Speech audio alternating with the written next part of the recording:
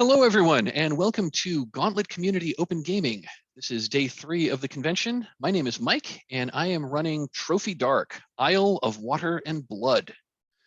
A few words about myself. I've been playing tabletop role-playing games for a long time. I started in 1981 with a Tom Moldvay edition of the basic D&D, and I played a lot of games over the years. I played a lot of D&D. In the 90s, I played a lot of GURPS, played a lot of Champions, played a lot of Amber Diceless role-playing. In the aughts, my group mostly moved back to D&D third edition revised, and then we were really into Pathfinder for a long time. At the same time, I always played a few other games here and there, but that was mainly what I was doing for that. Until 2015, I fell into a group that was playing this weird hippie indie game called Dungeon World. And that was my first exposure to Powered by the Apocalypse games and story-based games in general, and that kind of broke my brain in a good way. As the move in Apocalypse world goes, it opened my brain to new possibilities in role-playing gaming, and I've mostly been I kind of like jumped into the deep end of the indie game pool then, and that's mostly what I've been playing.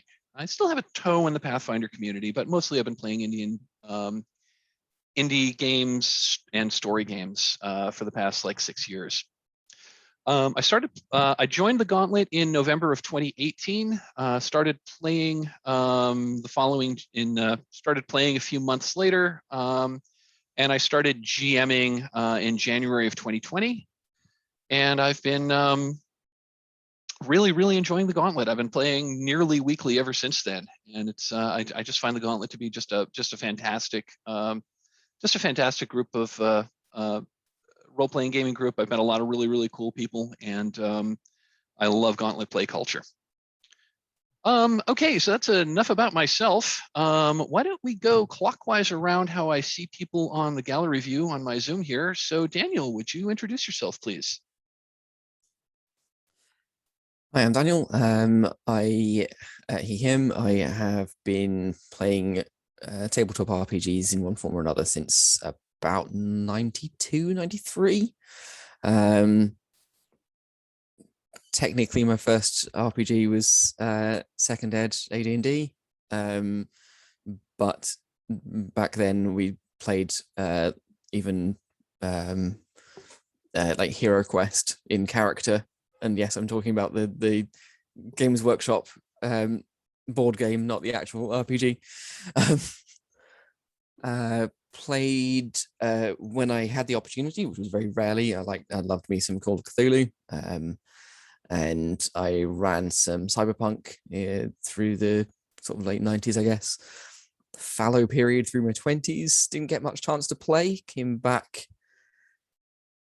like 7 years ago or so, and likewise have been sort of very interested in all of the kind of more story forward indie games.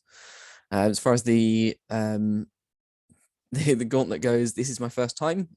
I just signed up yesterday for the con, but I have been lurking at your window, watching your plays. Not you specifically, but yeah, Gauntlet playthroughs on YouTube for 2 or 3 years now.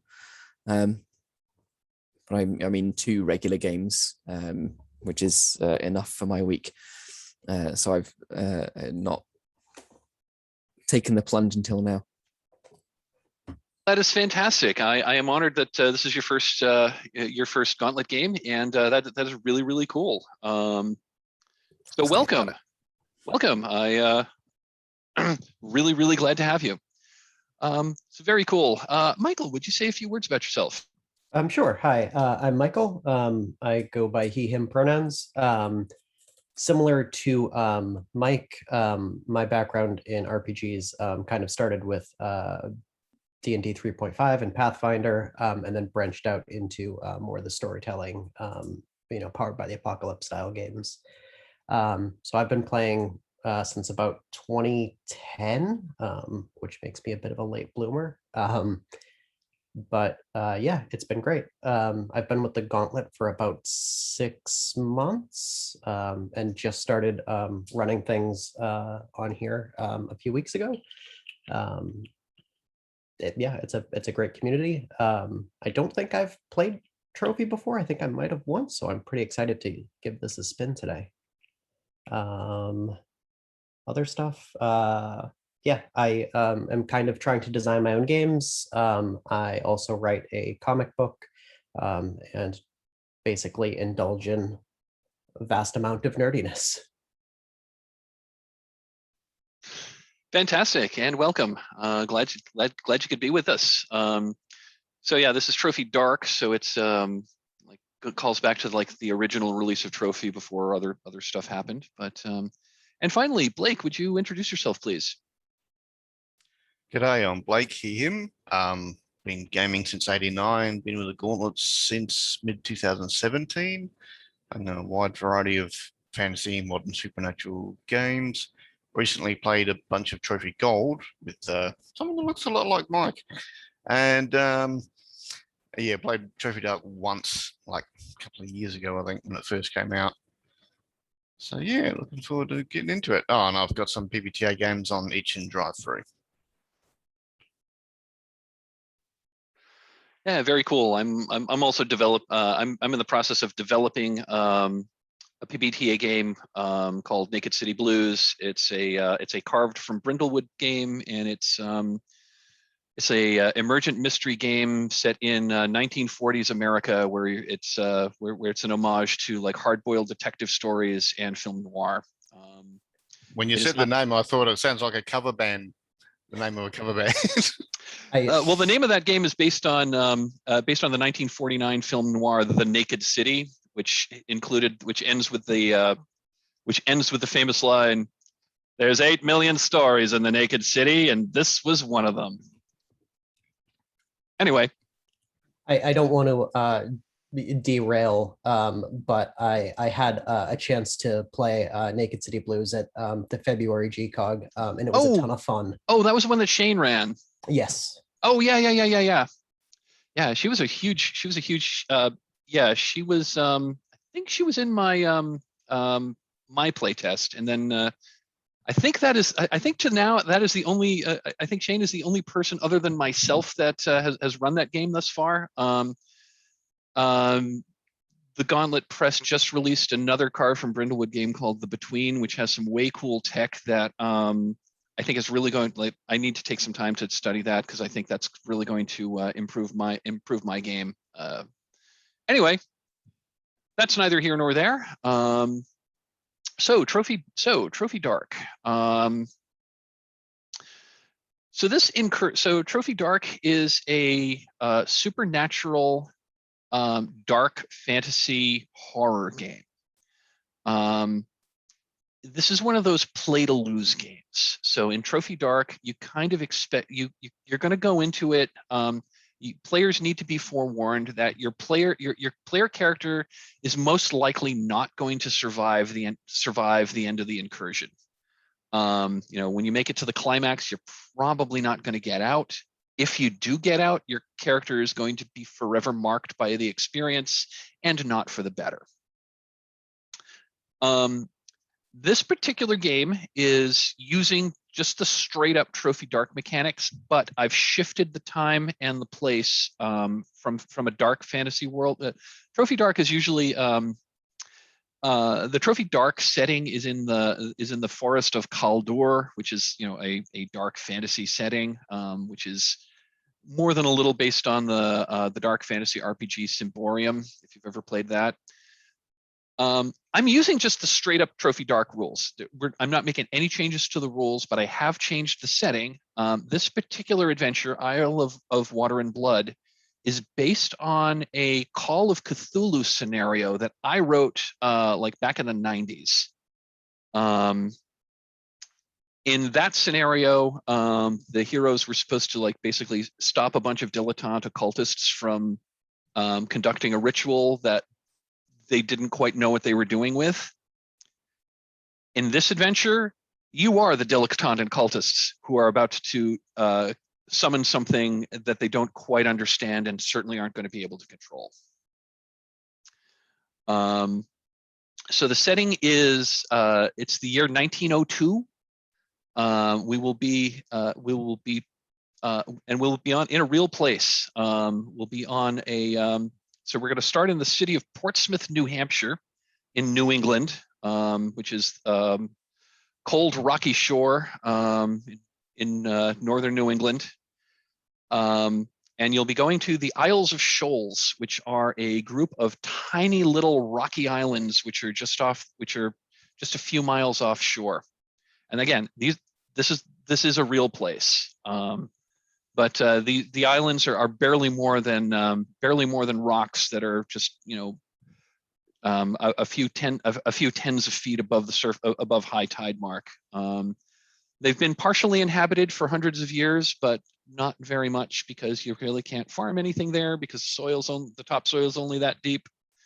Over the years, there have been like seasonal hotels that have been put up there for people that want to like kind of get away from it all. There's actually a convention on one of the larger of the islands, not the one that this game is going to be set on. There's a hotel and convention center that's run, I believe, by the Methodist Church that you can actually go to.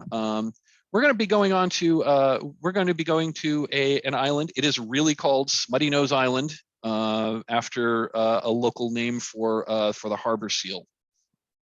Anyway, so I've not made this place up. This is actually this is going to be taking place in a real place about 120 years ago.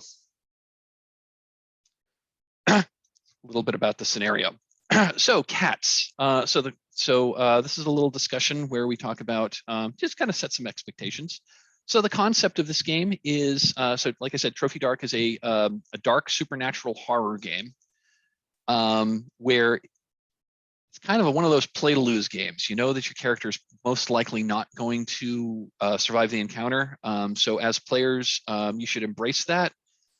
Your character doesn't know that, but you, the player, should know that going in.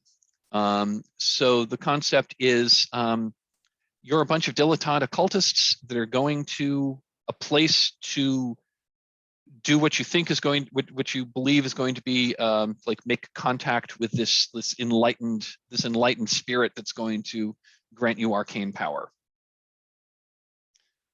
And things are going to go very, very wrong. The aim of this game is to we're here to tell a compelling tragic dark story of a bunch of people who are going to succumb to their own hubris. The tone of this adventure is this is a horror game. Initially, I initially wanted to run this at night. I had a calendar mishap with my partner, and I had to reschedule this for a morning session, at least for me. So yeah, I want to go for I do want to go for like a serious. I do want to try to play up the horror elements. Like, isn't that we can't like have moments of levity and moments of humor and moments of lightness. In fact, those are important in a horror game in order to punctuate, give your character some grounding. You experience the horror, you can sometimes pull back, and then you really experience the horror. So that's there. At the same time, I would really appreciate if we don't go off on tangents and tell Monty Python jokes and whatnot. Concept, aim, tone, and subject matter. So like I said, this was originally a Call of Cthulhu scenario, and you are playing the role of the bad guys in that original scenario. So the subject matter is going to involve occultism, demon summoning. Things are probably going to devolve into murder. There's probably going to be some betrayal. So yeah, this is going to be a dark tale. There may be drowning is a very likely cause of death in this game. So that's concept that's the concept, aim, tone, and subject matter of this game. Does anyone have any questions before we move on? Hearing none. So if you could, I sent everyone links to the character keeper in email. If you don't have that, I can pop another link in the chat window, but does everyone have the character keeper? Awesome. If you could hop over to the safety and resources tab, please. We're going to talk a little bit about emotional safety at the game table. So we're a bunch of strangers, or more or less strangers, that are gathered together over the internet to play a game together. And the object of this game is to have fun. But each of us individually is more important than this game we're playing together. Role-playing games are really a lot of fun, but part of the fun is kind of like getting into character and experiencing the world through the eyes of somebody else. And when you do that, you're putting your emotions on the table, and you're opening yourself up to a certain amount of vulnerability. And that's part of the game experience. That's to be expected. But when that happens, when you're opening up yourself, you are exposing yourself to a certain degree of emotional danger. Again, we're a bunch of strangers that are playing on the internet. We don't necessarily, I mean, Blake and I have played a bit over the past few months. I don't think I've played with any of you else before. I don't know your play style. I don't know any of your backgrounds. I don't know any of your personal histories. Some things that and none of you really know mine. So we need to be careful about introducing elements that could be problematic, because something that is absolutely no problem at all, no problem for me, might be a very serious issue for you, and might not be something that you would want other people to take very lightly. And in order to take these into account, we're going to be playing with a few safety tools. Safety tools don't eliminate emotional danger, but they will help mitigate it. We're going to be using 3 different safety tools in this game. The first one I want to talk about is about our personal bodily safety, and that's called open door. Open door means that anyone can come and go as they please. Anyone can call a break at any time. This is about your own personal physical comfort. If you need to step away to take a bio break, or you need a glass of water, step away at any time. If you're going to be a moment, if you're going to be more than just a moment, and you want to call a break, call a break. Anyone can call a break. If we're get into this game and you decide that this game isn't this isn't what I thought I signed up for, this game isn't for me, and you wish to resign, absolutely fine. No harm, no foul. Not every game is for every person. So bottom line, open door means we can all come and go as we please. If we decide this is, and we can step away. If you need to step away to cool your head and then come back after some amount of time, that's fine. I do ask the courtesy, if you are going to resign from the game, I would ask the courtesy to let us know that you're not coming back. Any questions about open door? Okay. The second tool that I want to talk about is called the X card. The X card is a reactive safety tool. The X card is a way that you can let the other players know that there's something going on in the game that you're not comfortable with. That could be anything. That could be we've introduced an NPC name who's the name of someone you really, really don't like, and it's pulling you out of the moment. X card. We'll make a change. The way you invoke the X card, you can just say X card. If we're on video, so you can make an X gesture with your arms. That'll be a visual trigger. If you want to send a chat, chat works. I try to keep my eye on the chat, although sometimes if I actually have 3 screens that I'm using, so I sometimes take my eye off the chat window. So a verbal cue would probably be best if you want to invoke this. When you X card, that's telling us that we're going to pause the game. And we need to talk about something, and we need to talk about it.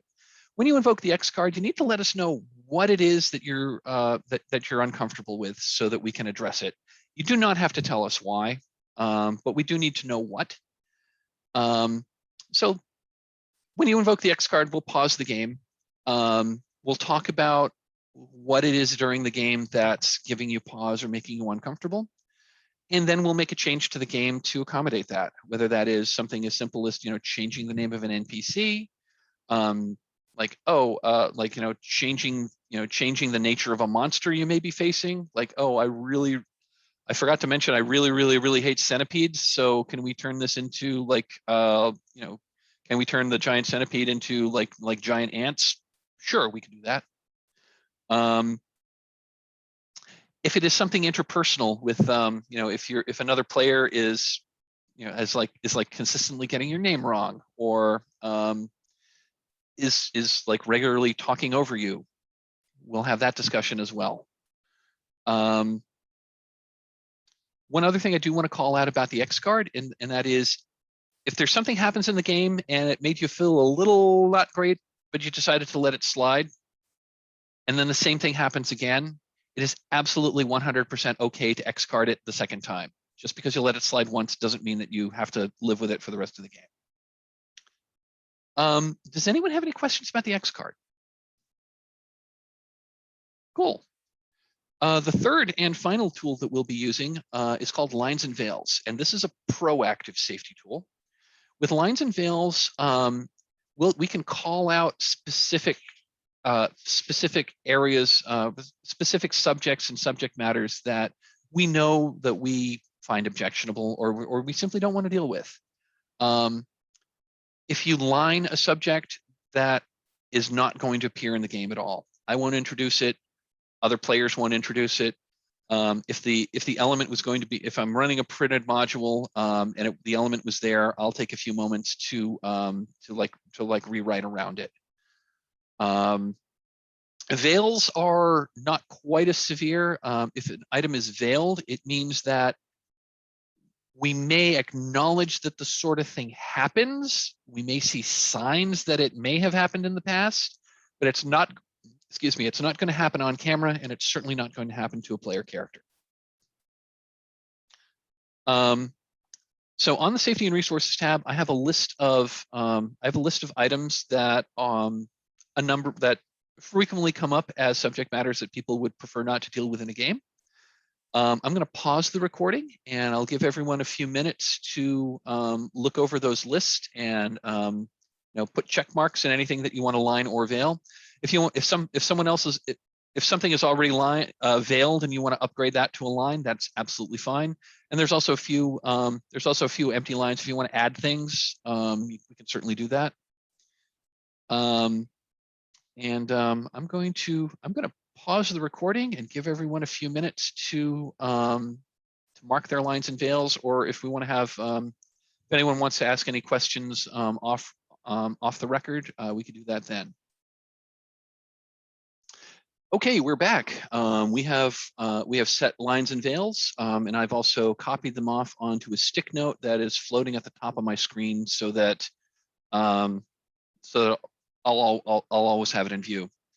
One other thing I did want to note on lines and veils, and this is just a note on humans being humans, and no one is infallible. On rare occasions, somebody in their enthusiasm takes their eyes off the list of lines and veils and may unintentionally cross one. If that happens, please immediately, if that happens, please immediately X card. Even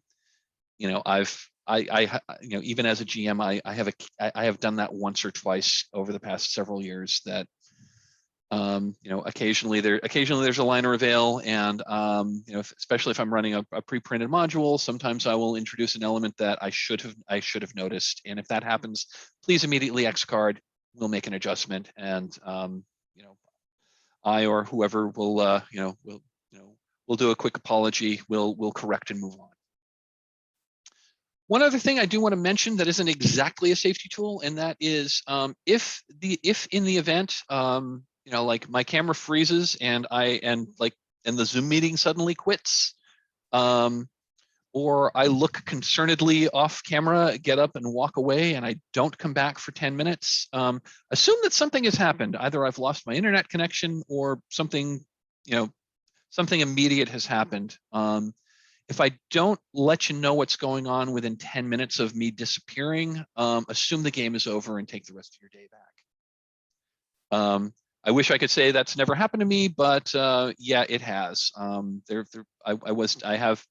There was one time I was GMing a game for a con, and like 3 hours into the game, my neighborhood had a sudden power outage, and I was knocked off the internet. I was talking to a bunch of people this morning, and one of them was in California, and they're like, "Excuse me, earthquake." They went off for 5 minutes and came back. Yeah, that's one odd thing about it. I mean, I've lived in the East Coast my whole life, and that's one thing about that I've never quite understood about California, and that is, at least around. I mean, yeah, it gets really cold and it snows around here at times, but at least I can be pretty sure that the ground is going to be where I left it the previous night. Anyway, okay, so that is safety tools, any questions about safety tools before we move on? Awesome. Well then, let's talk a little bit about the rules of Trophy Dark. Trophy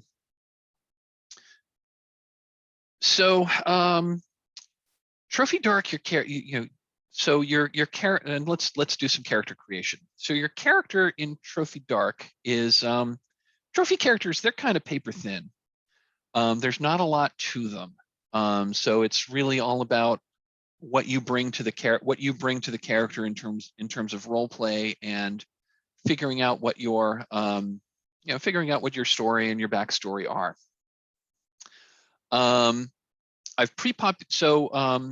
I've got some logic in this character keeper, so I've modified some of the things to reflect an early 20th century setting. So your character doesn't have a whole lot to work on.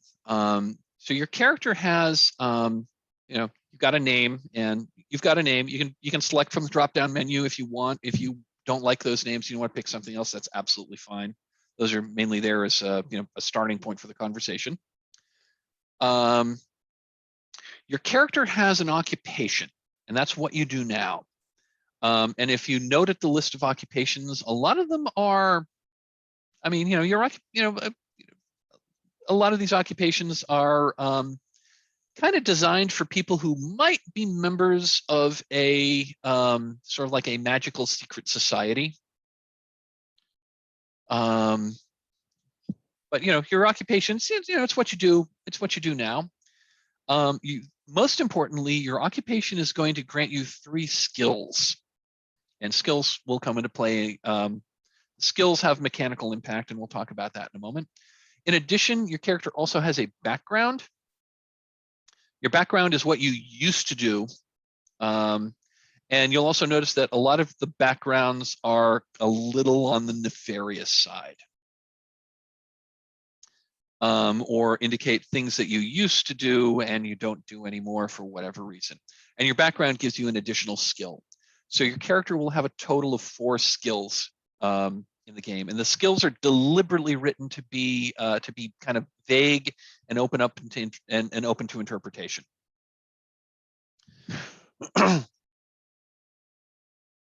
Skills come into play when we do what is called a risk roll, and I'll get into that when I get into more of the game's mechanics. But if you have an appropriate skill, you'll get an extra die to your die pool when you make a risk roll. The next thing you need to understand is the next thing that you have is what's called a drive, and that is your drive is why you're doing what you're doing. Normally, in the regular version of Trophy Dark, drives are usually tied to the setting, and they regularly include like proper names of people or places or things that we may not know what they are, and that's deliberate. We will figure that out as we come into play. And so for this game, I've written a list of custom drives that, again, it's appropriate for a early 20th century / Call of Cthulhu kind of setting.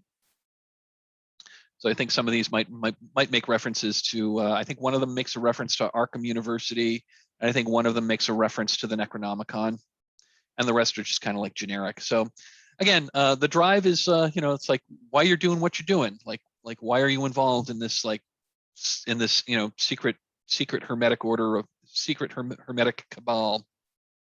And that is another thing. We are all assumed to be members of a cabal of occultists. The occultists is the group is called the Hermetic Order of the Crescent Moon, and it's not a particularly big or particularly famous. This is not the Order of the Golden Dawn. They consider and most Hermetic orders consider other Hermetic orders their rivals. And this is a small one that's based in. This is a small one that's based in Boston. Looks like people have selected background and drive. The next thing next thing we're going to talk about is ruin. This is your one stat in Trophy Dark. Your ruin indicates like how corrupted by the things that you're doing, basically how corrupted you are, how close you are to losing yourself to the will of the dark forces that surround you. Characters start at ruin 1. As you progress and as you experience the horrific, your ruin will increase. Your ruin will generally increase through what's called a risk roll, or also through a ruin roll, and we'll get into the game mechanics in a moment. Your ruin starts at 1. And for every ritual that you know, your starting ruin increases by 1. Let's talk a little bit about rituals. Rituals, they are basically magic spells. But again, going back to this is straight up Trophy, but it also makes sense in terms of like Call of Cthulhu, where this scenario originally started. Just knowing magic. Magic is bad, magic is wrong, magic is dangerous, and knowing magic is corrupting your mind and possibly your body. So for every ritual that you learn, your starting ruin increases by 1. Your character has a maximum of 5 ruin. When your character gets to 6 ruin, they are lost to the darkness around them, and that means they're either dead, or they become a non-player character controlled by they become part of the malevolent forces that are suffusing the scenario. So when you get to ruin 6, it may mean you're dead, or it may mean that you have become a non-player character. If that happens and you're before the end of the game, if you get to 6 ruin, you can still continue to play, although you're not actually playing your character. You'll kind of take on kind of a co-GM role, where you'll maybe introduce more horrific things. If your character is still around, maybe you can make suggestions as to what your now corrupted character might be doing in order to make the lives of the surviving characters more difficult. But yeah, once you get to ruin 6, that's kind of a big moment. It means your character is more or less taken out of the action as a player character. So again, for every ritual that you know, your starting ruin increases by 1, and we'll make that adjustment. Your ruin mostly only goes up, although there is a game mechanic that we use called the reduction roll that can decrease your ruin, but that only engages once you get up to ruin 5. And so all of the rituals that are pre-populated in this game, they're all from the regular Trophy Dark game, but I selected a subset that kind of made more sense, again, in terms of in terms of the world. So a lot of these are like very, very much spirit based, and what spirits are is kind of not particularly defined. We'll figure that out in play. So you can choose 1, 2, or 3 rituals to start. And if you choose 3 rituals, your starting ruin is 4, which means you can only take one. You can only take 1 more ruin and still stay in the game.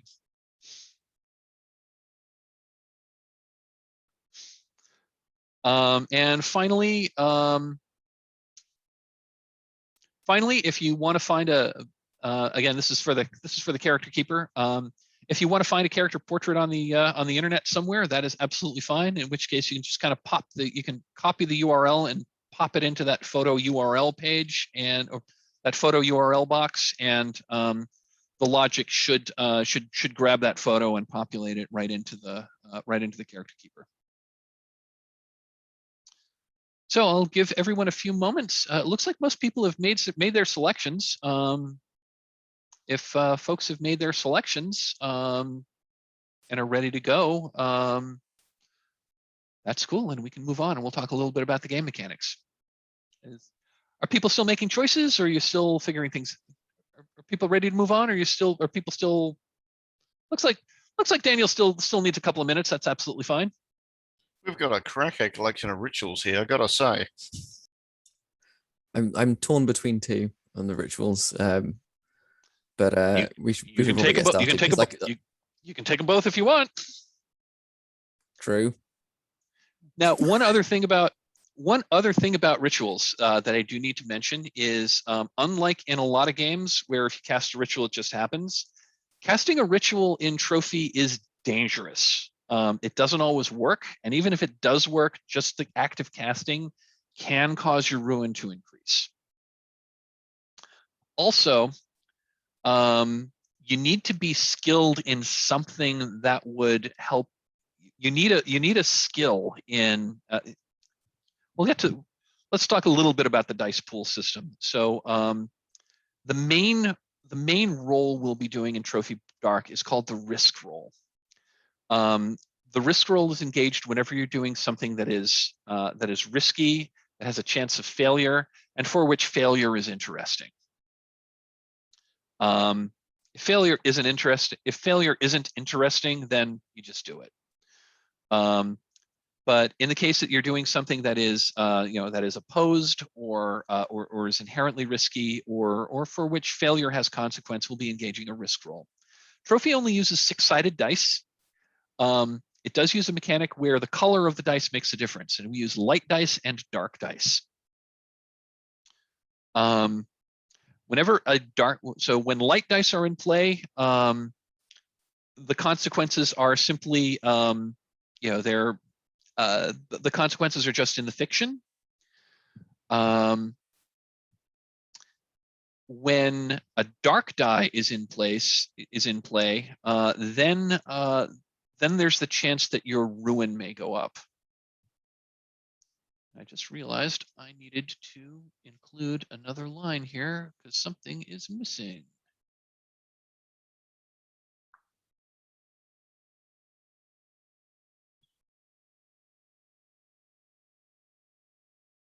Let me just do some quick changes to the character keeper because I just realized there's no line for conditions, and that's important.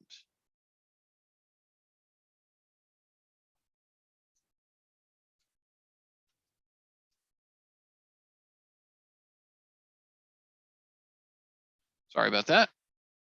Yeah, you know what? We'll just figure that out. I don't want to take the time to do that now. So in a risk roll, you're going to assemble a small pool of dice you're going to assemble between 1 and 3 dice, and possibly more. So when you attempt something risky, take 1 light die if you have an appropriate skill that will help you. And again, look at your skill list. If one of your skills seems to be applicable, tell us how that skill is helpful. Tell us what you wish to accomplish. Let me back up. When you wish to do something risky, tell us what you wish to accomplish, and also and then the other players and the GM will tell you what could possibly go wrong. So that basically sets the stakes of the roll before we actually roll. If you decide that you indeed want to go through with it, then we start assembling a small dice pool. Take one light die if you have an appropriate skill that will help you accomplish your task. Take another light die if you accept a devil's bargain. Has anyone here played Blades in the Dark or a Forged in the Dark game before? Okay, it's that. The devil's bargain mechanic was taken pretty much straight from Blades in the Dark. So to just reiterate, a devil's bargain is something else that's going to happen in the fiction regardless of the outcome of your roll. It does not necessarily happen to be directly tied to your. It should not be directly tied to your success or failure.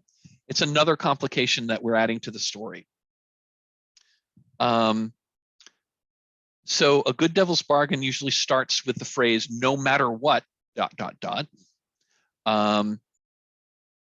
And the GM and the other players can then make suggestions as to what this other like new situation might be. And this is a way that all the players have a certain degree of narrative control over the story by introducing devil's bargains that'll complicate and make interesting changes to the story.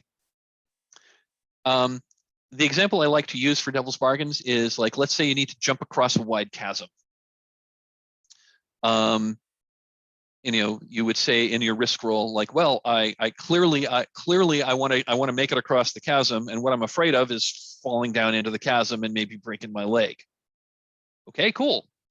Let's say that you are skilled in athletics. Let's say that you're skilled in athletics. So cool. I'll say that your athletic skill gives you a light die for this attempt.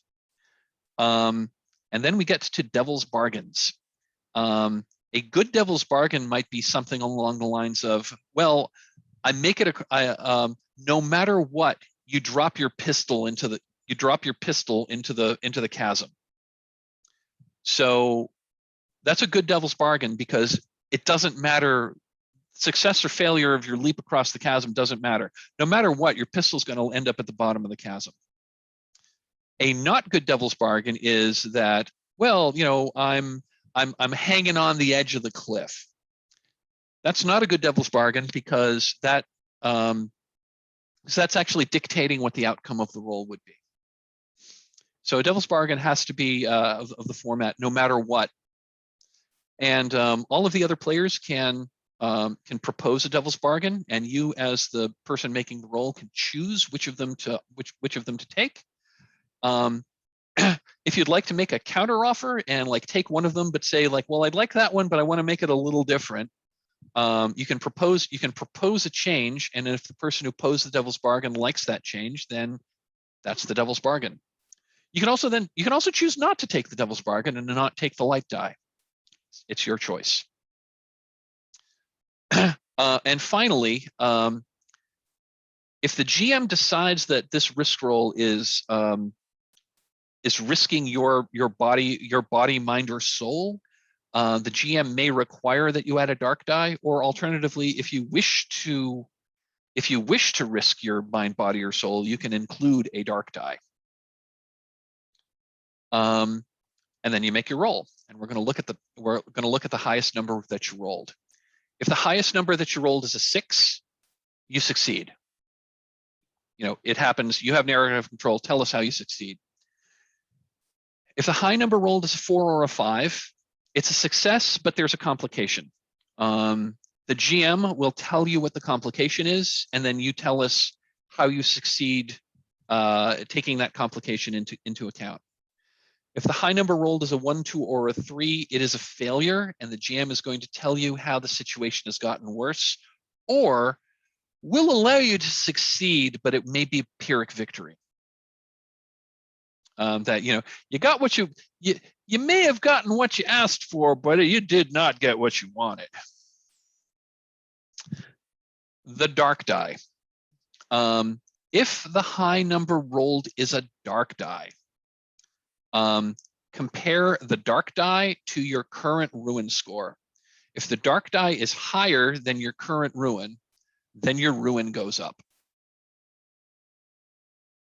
That's also true if the dark die and a light die are tied for highest, then it's considered dark die high. One other thing about the risk roll is when you roll the dice and you don't like the result and the high number was not on a dark die, you can choose to add another dark die to your pool and re-roll, which increases your odds of success, but it also increases your odds of your ruin going up. You can continue to add dark dice and re-roll until either you are satisfied with the result or the high number is a dark die, in which case that's the end of rolling, and we're gonna resolve it from that.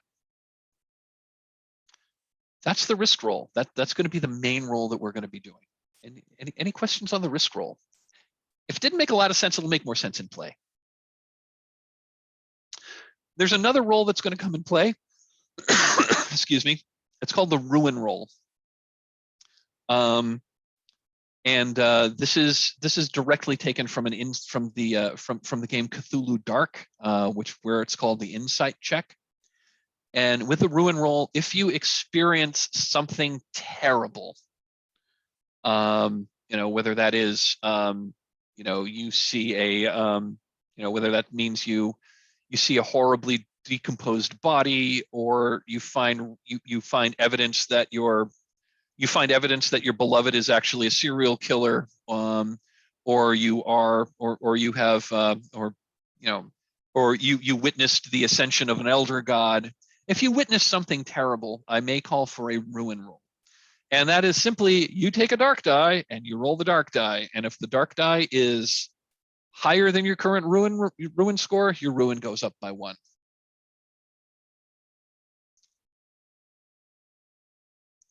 There is one more roll in the game that's going to come in. There's a mechanic that allows you to help or hinder other player characters, and we'll engage that roll if and when it comes up. There's a help roll and there's a contest roll, and we'll engage those rules if they come up, but I don't want to go over that yet. That's usually something. Help rolls and contest rolls, those usually don't show up until the end game, and we'll talk about those. We'll talk about those if and when they come up. The final roll I do want to mention is called the reduction roll. The reduction roll is a way that you can lower your ruin. Once your ruin hits ruin 5, you may then choose to you can then choose to reduce your ruin. And the way the reduction roll works is if you wish to reduce your ruin, you then are, for the moment, you're cooperating with whatever the dark forces are that are normally opposing you. And you tell us what you do to further the aims of whatever the dark forces are opposing you. Your ruin goes down by 1. We then make the reduction roll, which is you roll a dark die. If the dark die is lower than your current ruin score, then your ruin I'm thinking of the old. This rule was revised recently, and I was talking about the old ones. Your ruin goes down by acting against the best interests of the rest of your group. What the roll tells us is whether or not your compatriots noticed. So you do something surreptitious to hinder the rest of your groups. Your ruin goes down by 1. You make the roll, and if you succeed on the roll, i.e. if you get less than your current ruin score, nobody noticed. If you didn't, then the other characters noticed what you did, and we'll figure out what happens in the fiction. For those who may have played Trophy Dark in the past, that is a change from the original rules that's now in the official Trophy Dark PDF that was just released about a month ago. And like I said, there's also a help roll and a contest roll, and we'll engage those if and when they come up. I don't necessarily want to go over that. That's the rules of the game in a nutshell. If that didn't make a lot of sense, I hope it will make more sense once we actually get playing. And any questions on that before we move on? Okay.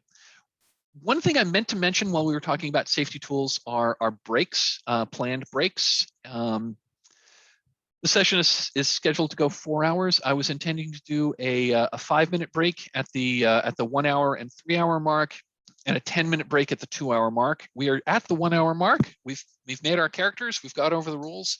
Let's take a 5-minute break. We'll come back in 5 minutes and we'll start play in earnest. See you in 5. And we're back. 2 quick rules elements I realized I forgot to mention. One is regarding rituals. Casting a ritual is a risk roll. And in order to get the light die for having an appropriate skill, you do need to have something that's either related to magic in general or specific to the kind of ritual that you're casting. So if you don't have an appropriate skill, you don't get that first light die for free. So in which case, the only way to get a light die would be to accept Devil's Bargain. The other thing about rituals is casting a ritual always requires a dark die. So casting a ritual is always inherently risky. One, it might not work at all, and B, even if it works, it may corrupt you more. The other thing I wanted to mention is, I alluded to it briefly. I've added a conditions line to the character keeper, which should have been there but wasn't. Conditions are like the other way that your character can take like physical game mechanical consequences to things that don't go quite right. So conditions are things that will generally complicate the narrative. So when you have a condition, they're purely fictional. It's a purely fictional conditioning. So conditions may constrain what you would normally be able to do if you didn't have the condition.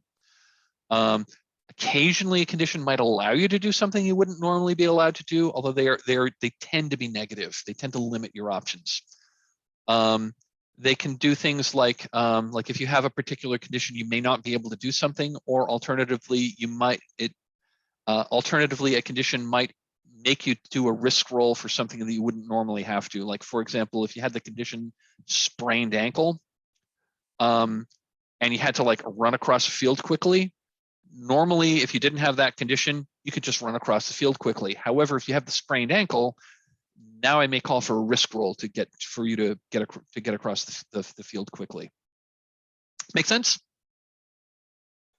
Okay. In general, if you're doing a risk roll and no dice and no dark dice are involved, your ruin is not going to go up. But failure could indicate a condition. One other thing that I do want to mention about risk rolls: if you're doing something that's really, really, really risky, the consequence of failure could be death. Doesn't happen very often, but if, say, you're scaling up the outside of a lighthouse that's 80 feet tall, failure on that risk roll could mean that you fall 80 feet to your death. We follow the fiction. Okay, enough about rules. Let's get into play. So why don't we go ahead and introduce our cast of characters here? And remember, you are all we're just going to establish it is the year 1902. You are all members of a secret magical society called the Hermetic Order of the Crescent Moon. And here's this, and so why don't we go ahead and introduce our characters? Why don't you tell us? Let's go left to right in character keeper order. And let us know a little bit about your character, and maybe also tell us why you joined this magical secret society. So Daniel, why don't you introduce us to Darisica? Darisica Wentworth is a historian, skilled in academics, history, and writing. She is an unpublished novelist. There's probably a reason why no one has ever published her stuff. It's weird. and she is she's an old woman. I've cast her in the character keeper there as Frances de la Tour, and she is a very jaded person, who always interested in trying to push the boundaries just so that she kind of is still interested in anything, really. That's her kind of main drive as a person, but more specifically in this thing that she her time as historian, she keeps seeing references to the Necronomicon and is very intrigued by it. It seems up her alley as a thing that is going to give her the feeling of being alive that she requires. And so that's why she's joined this group, to try and hunt that down. Fantastic, thank you. Michael, would you introduce us to Winston? Yeah, Winston Ashford is a medium and has a background as a snake oil salesman. I'm imagining him as Robert Mitchum's character from Night of the Hunter, just kind of like going town to town to trick widows into giving him their money.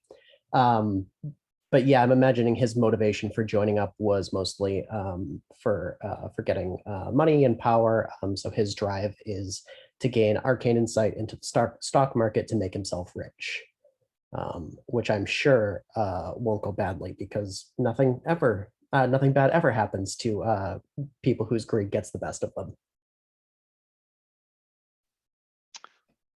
Fantastic. And Blake, would you introduce us to Florence? Yep, this is Florence Maxwell. She's a naturalist. What she used to do? Yeah, she used to be an artist, but I'm thinking she had to flee her hometown because there were some Puritans or something. So she moved to the big city and tried to blend in.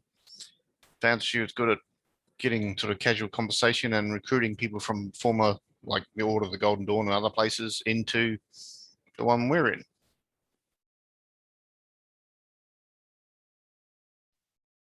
Okay, fantastic. So here's a little bit of, let us set the scene. The leader of your order is a man named Arthur Tillinghast. He had been, and we have a medium here. So Tillinghast had been, so basically your group has been, has been working and has been using various magical means in order to try to increase their power and increase their prestige among the various magical groups, like, the Order of the, like Aleister Crowley's like Order of the Golden Dawn over over in England. But our group here is mostly based in Boston. And through the mediums of your group and like going through like what ancient texts, what ancient arcane texts you had been, hold on, I have the wrong screen up here. Just want to get the names right.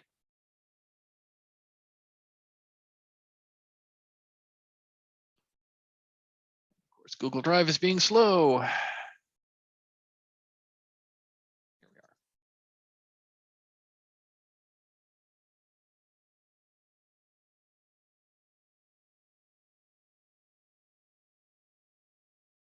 we are. So your group has been in like through through like seances and using your talking board and other like magical means of contacting other spirits. Your group has made contact with an otherworldly enlightened spirit that calls itself Kulshedra. Kulshedra claims to be the spirit of a priestess from the lost continent of Lemuria, like 6,000 years ago. And Kolshedra has claimed to have, transcended the bounds of the physical world and has moved into the realm of enlightened spirits. And now that you've made contact with it, or her, hard to say what claimed to be a priestess, but isn't, but Kolshedra seems to have transcended the bounds of gender. Contacting Kolshedra has sent some information back and has given you clues to a summoning ritual that will allow her to come into the world, come into the world and like thin the veils so that Kolshedra is going to be able to share profound arcane knowledge with those who wish to summon her. This ritual that Kolshedra has given you has some constraints. First of all, this ritual must be performed at a very specific astronomical time, and that is, it must be performed on the night of Shemain, or Halloween, on the night of a full moon, while the star Algol is rising, which means can only be performed in the northern hemisphere, because Algol is a northern hemisphere star. On the night of Halloween during a new moon, which happens, and so you got this information a few weeks ago, and it is already, and sure enough, Halloween in the year 1902 happens to fall on the night of a new moon, and the next time that's going to happen is in 22 years. So your group is kind of like scrambled to, and the other constraint of this, ritual is it must be performed at sea on an island, on a small island. It must be performed on a piece of land, but where the ocean is no more than a pistol shot in any direction. Now, it just so happens that that your group based in Boston, just off the shores of a city of the town of Portsmouth, New Hampshire, which is it's about 50 miles north of Boston. A few miles offshore are a small group of barely rocks that rise up out of the sea, called the Isles of Shoals, and they're very small islands. None of them are more than a couple of acres, and none of them are more than a couple of acres. And sure enough, they're small enough that this is like the perfect place to hold this ritual. And furthermore, there's not a lot of people on these islands, so no one's going to bother you. So on the island on Smutty Nose Island, there exists a seasonal hotel called the Mid-Ocean House, and it's normally only operates in the summer, because it gets cold and stormy in the fall and winter, and so people tend not to want to stay there. It's also dangerous to get a boat out there, because in the winter, in the fall and winter, the tides and the storms make it very difficult to dock a ship there. But Tillinghast has persuaded the owners of the Mid-Ocean House to open up for the weekend, and he's rented it out for your group to go out there, and for the small numbers of your group to go out there and to perform this ritual. Tillinghast has gone ahead of you, and has chartered a boat for the rest of you to go over to Smutty Nose Island. The boat was supposed, and it is Halloween, It is December 31st, 1902. I'm sorry, it is October 31st, 1902. It is Halloween. Your boat was you were currently all standing on the docks in Portsmouth Harbor waiting for your chartered boat to show up. It was supposed to be here at 2 in the afternoon. It is now 5. The sun is starting to set and your boat hasn't shown up yet.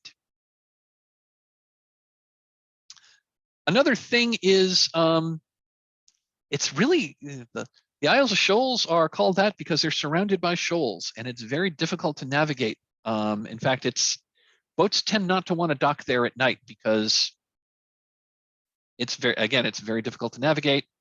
It's the year 1902. Not every boat is equipped with electric lights. And your chartered How boat far is it? How far is it? Could we like get a rowboat and try and go out, or is it too far for that? It's 8 miles. It's just barely on the horizon. We could do that. Is there any rowboats around? You could conceivably do it. The other thing is, the currents around here are pretty. The currents around here are difficult, and so let's.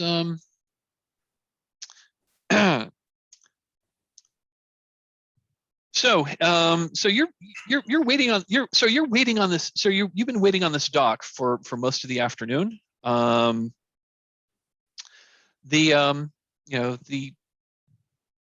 was a landslide. You're not on the dock, but like back on shore, there was a clerk that had arranged this chartered boat, and you've already checked with them, and they said that. They said it was due back before. They have no idea where it is or why. Again, it's 1902. Small boats like this are not equipped with there are very few boats that are equipped with wireless, so there's no way to really contact a boat that hasn't shown up. All right, I'm going to look around for a rowboat because I'm not waiting 22 years. I want to go have stern words with the clerk. Okay. Sure. He's a young man. He's probably in his like mid-20s. I'm really sorry. I don't know. Captain Smith is Captain Smith. He's normally very, very reliable. I have no idea why he hasn't shown up yet. It was clear that it was made very clear that he was supposed to be here, like where and when he was supposed to be here. I sincerely hope nothing terrible. I sincerely hope he didn't have some kind of emergency at sea. Well, since it's been all day, let's operate under the assumption that he has had something terrible. What are you going to do to fix this? Can you get us another boat? Is there another captain you can find? Like, we need to get out there. Yeah, I do have another boat. I do have another boat that we could get you. We can get you there first thing in the morning. Nope, got to be tonight. That boat's already. That other boat is halfway to Boston right now. That's the only other boat I have, and obviously I can't contact him. He'll be back around.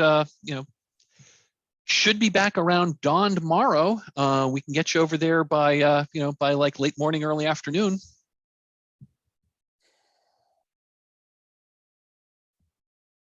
Again, assuming he shows up on time. Did we see any other boats at the dock?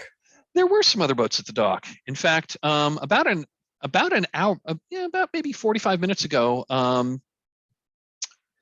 About 45 minutes ago, like on the very dock that you're on, a small fishing boat had pulled up, and looks like it has a crew of 2. An older man and an older man who's clearly the captain, and a younger person, and they are at the moment, they're like unloading. They're like. They've collected their lobster traps, and they're pulling lobsters out, and it looks like they're more or less finishing up for the day. I want to point them out to the clerk and be like, all right, what about them? They dock here. Do you know them? No, that we don't have any. I mean, yeah, that's a fishing boat. We don't charter with them usually, but I guess you can talk to them, see if they'd be willing to take you out. He looks at the sky, he pulls out his pocket watch. He consults a tide chart. It's like, but if you're going to go, you need to go now. I wouldn't go because once that sun sets, you're not going to find anybody who's going to be willing to get out there. It's too dangerous to dock at the shoals at night. Yeah, sure would have been nice to go hours ago. He shrugs his shoulders like, I don't know what I mean. I don't know what to do about that. This dude is useless. All right. Fine.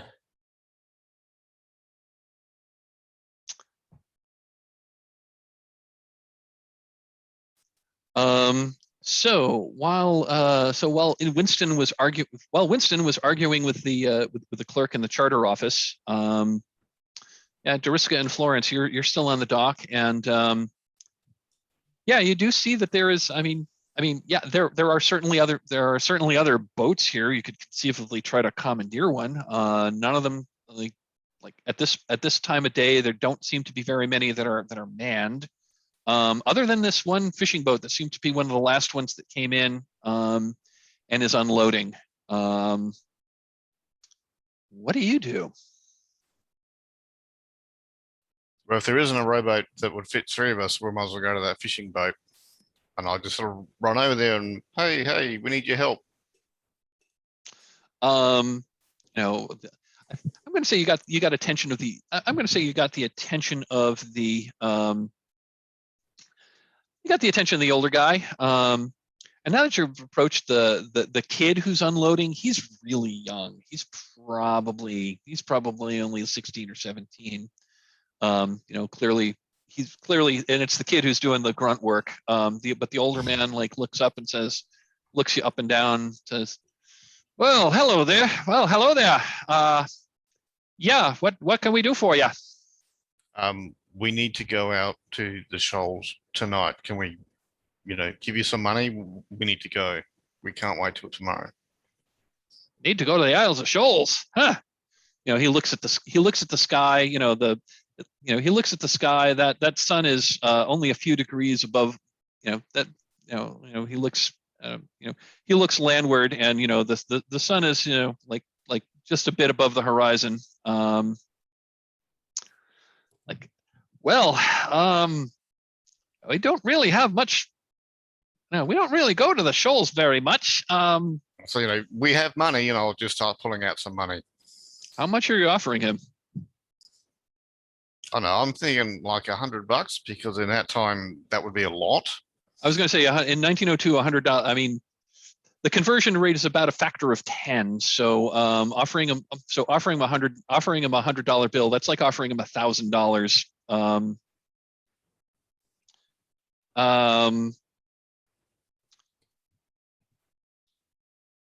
He looks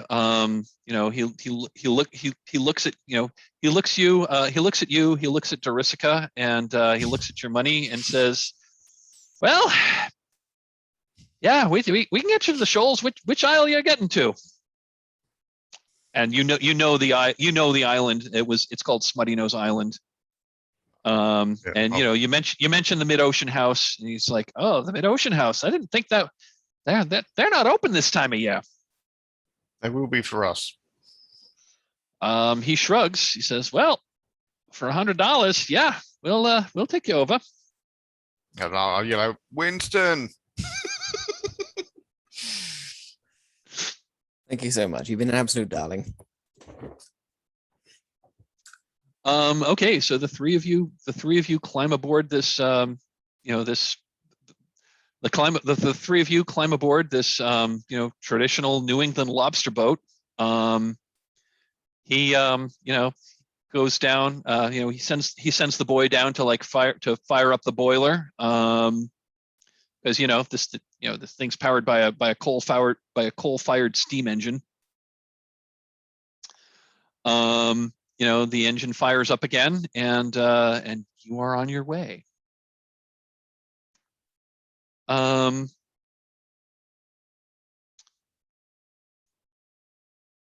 That ends ring 1. Oh, that's rings. Forgot to mention this. This is how Trophy Dark is structured. Trophy Dark is structured in rings. As you so like ring 1, and each ring is about a sort of like a different type of obstacle that you need to overcome. Ring 1, and they get more and more difficult to get through as time goes on. Ring 5 is ring 5 is the center. So ring 1, you're so with ring 1, and every ring has a set of temptations and terrors. Ring 1, the idea is, this is something that wants to draw you in toward the center. The obstacles are relatively easy to overcome, and the object of ring 1 is to make you feel confident in your abilities. And yeah, you have succeeded in you've gotten through ring 1. You've secured some sort of passage to get to the island. We are now in ring 2. Ring 2 tends to your obstacles tend to be environmental. So normally it's about so he tells you it's about a 90-minute ride across. He said, assuming the captain tells you that he should be able to get you there he should be able to get you there still during nautical twilight, so there should still just barely be enough light to navigate to the very small dock that's there on Smutty Nose Island. He said, of all the islands, he says, Smutty Nose, that's the toughest one to dock at. Yeah, I'm happy to chat to him about that, and because I've got fauna, flora, and weather, and so what is it so difficult? Why do people have trouble going there? And I'm sort of looking at the weather as well. So looking at the weather, yeah, I'm just gonna you're skilled in weather. Yeah, it's kind of unusual, but looking at it's gotten a bit darker faster, because now that you're looking toward the west, again toward the land, it looks like some dark clouds have blown in from the west, and it's gotten a bit darker. The sun is more obscured. There's still the sky to the east is still fairly bright, but as the sun is setting over the land to the west of you, it's definitely getting dark. Clouds are moving in, and the wind is kicking up. So normally this is only about a 90-minute. It's only about a 90-minute ride out there usually, but the winds are kicking up. It's starting to get really, really choppy. The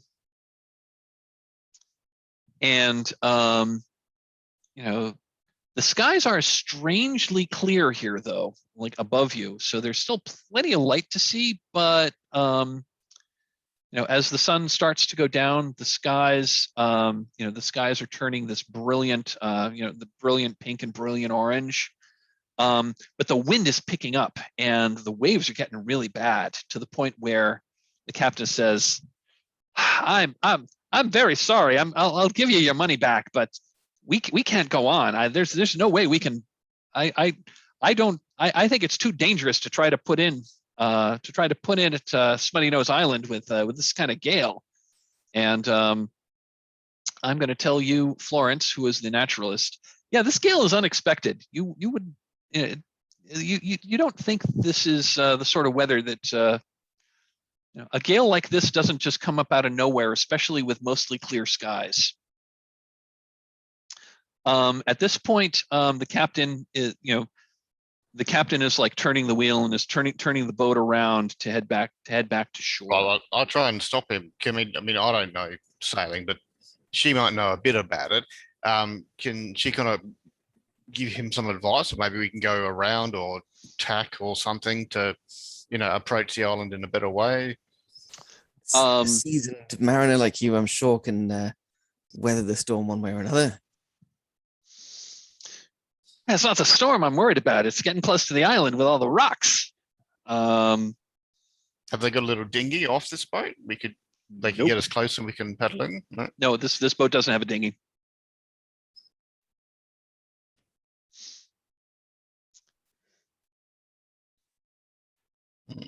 This boat does not have a dinghy. And he's like, and the captain is saying, like, there is, we are, it's just too dangerous to try to put in. And he's saying this, and at this point, you're probably only about a quarter mile to the, you're pretty close, but at the same time, so you can see the island, and it really is just, it is really little more than a rock that's coming up out of the water. There's very little vegetation. There's like some, and you can see here in the failing light that the island has like two structures on it. There's like a larger, you can see it because you're only about a third of a mile from there. You can see it's only got two structures. It's got like a large building, and even from here, you can kind of make out some writing on the side of the building, although it's a little hard to discern what it says. And there's a smaller outbuilding. The rest of it is just kind of looks like there's some area near that building is mostly clear, maybe some kind of gardens, but the rest of it is just kind of like covered with like, it's got like just rocks coming up out of the ground, or it's covered with like very scrubby vegetation. Nothing like a tree. Nothing like a tree. None of these bushes are more than like 6 or 8 feet tall. I'll say, can you two swim? Pretty strong swimmer in my younger days, but I'm a little reluctant to attempt it now. Winston looks down at the suit he's wearing. He's like, I guess. And at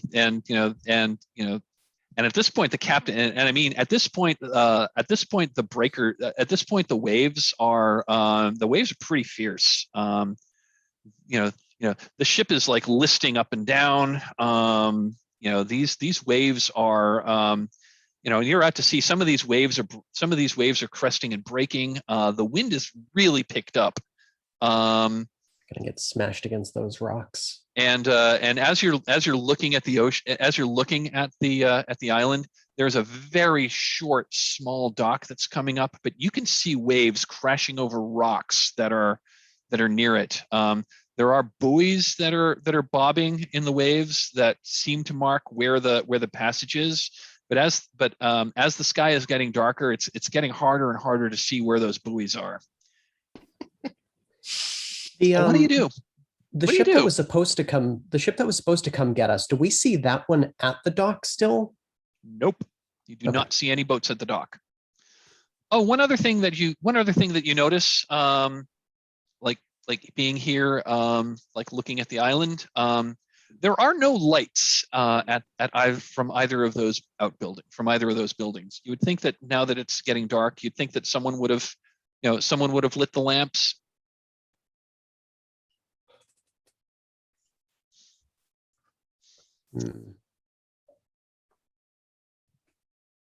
And Tillinghast was supposed to have come out earlier? He was supposed to have gone out earlier. There's also yes. supposed to be staff here, right? There was indeed supposed to be staff there. Yes,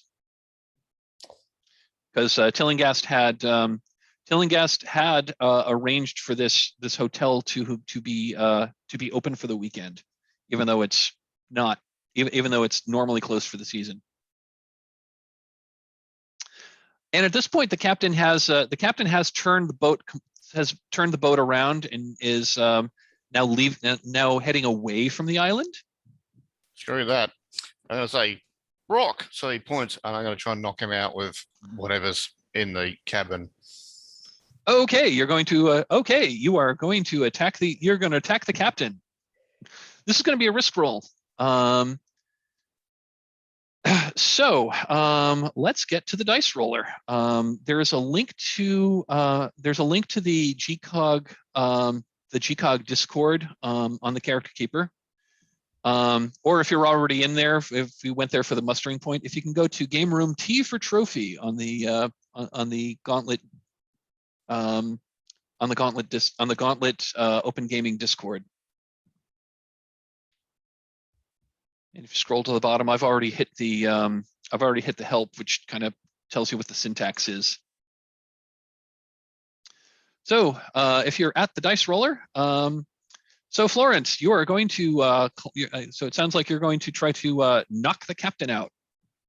Mhm. Fantastic.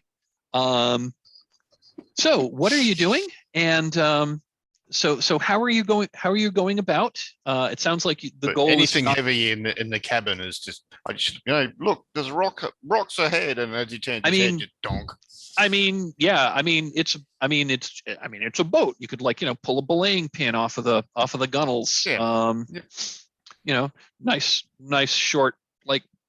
short piece of nice heavy hardwood. Well, I mean, I'm not conveniently trying located to like kill a him, but I am definitely trying to knock him out. trying to knock him out. Okay. What are I'm gonna say let's say stakes. What are we afraid of might happen if this doesn't go so well?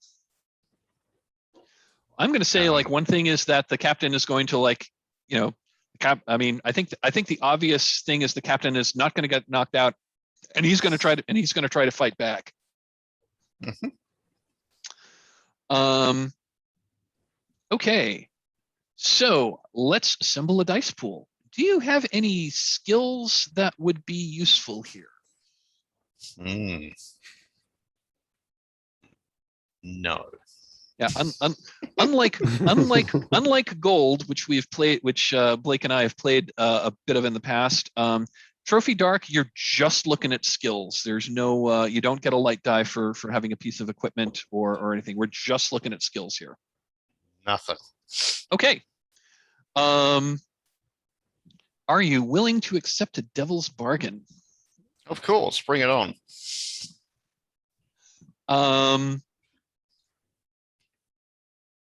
Let's see here. No matter what, no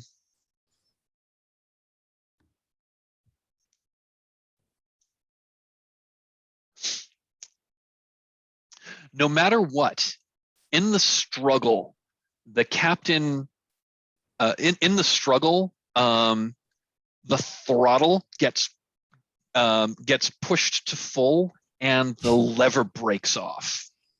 So your ship is stuck at full throttle. There's a devil's bargain. Anyone else have one?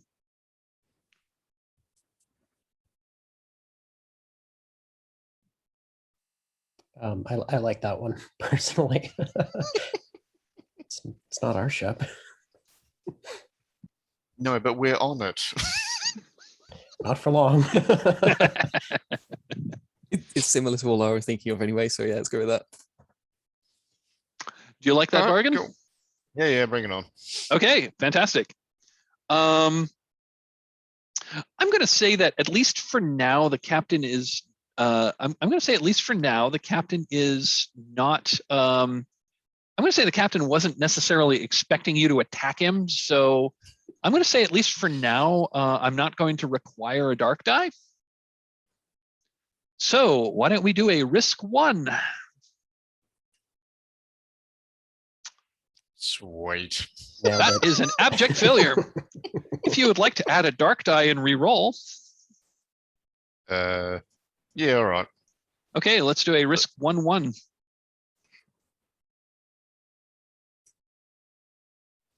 Okay, that is a success. That is a success. You so go ahead and tell us. And I think the complication is. I think the complication is he gets is like you whack him.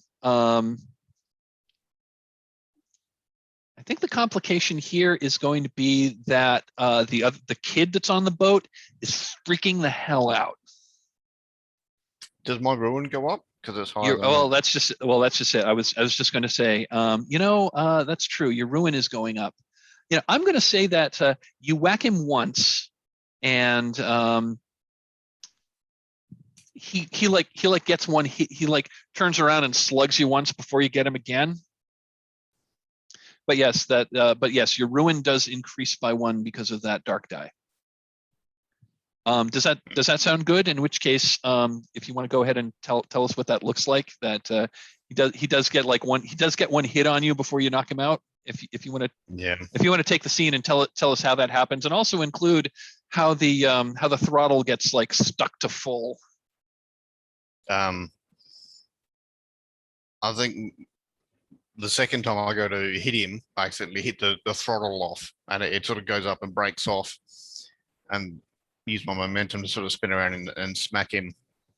And I'm kind of staring at him on the bottom of the cabin, and part of me, and there's like blood coming out the side of his skull, and part of me likes it, and that's the ruin. It's like, nope. My determination has taken me to a dark place, and I didn't know I could do that. Okay. You now have the con. The problem is that the throttle is stuck at full. At this point, I'm going to say that the kid had been below deck, but he comes up and sees the captain like bleeding out one of his ears, lying on the floor of the con. And this woman at the wheel, and that the engine's going full blast. Yep. I'll steer towards the jetty and say, he slipped. Can you bandage his head or something?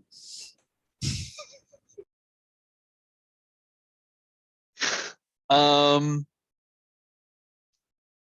of course, at this point, I assume that you've like brought it around again and are heading back, because it's not that, I mean, steering a boat like this is mostly intuitive. You turn the wheel, it goes in this direction. You turn the wheel in the other direction, it goes that way. I mean, I'd say it's like a car, but it's 1902, so very few of you probably have much experience driving a car. I've been in boats before. It's not totally foreign to me. Cars, I was going to say, cars exist. They're just kind of like the playthings of the wealthy, which many of you probably are. I'm gonna say. Do we want to do a risk roll here too? I think.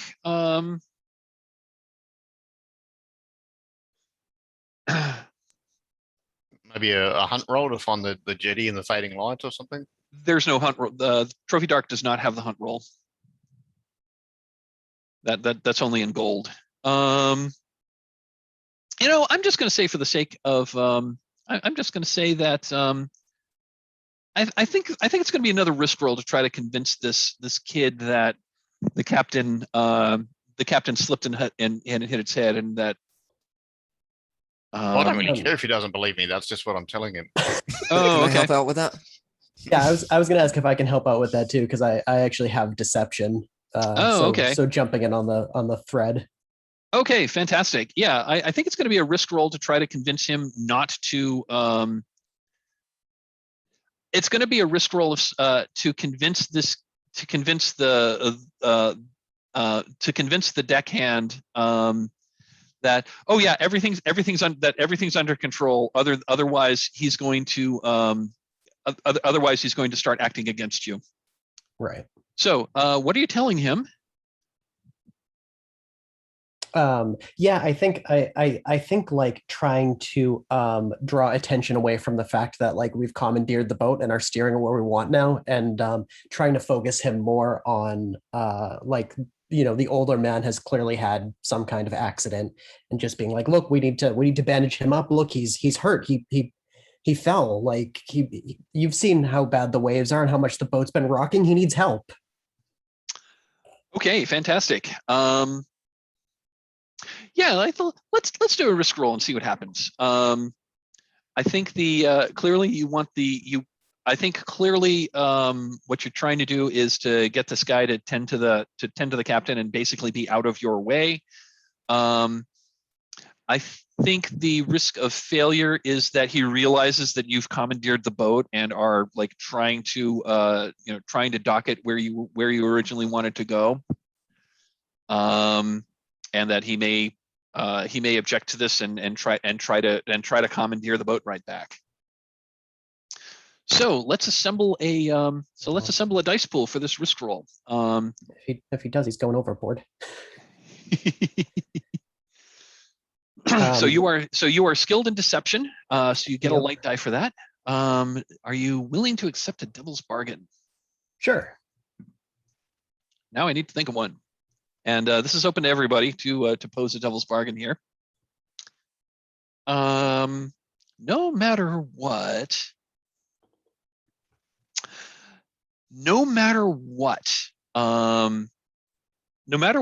like a big wave like crashes into the side of the boat, and I'm going to say a big wave crashes on, because I'm guessing that you all like brought some luggage aboard because you were going to like stay overnight here. I'm going to say no matter what, a big wave crashes over the gunnels and gets everything that you brought like soaking wet with seawater.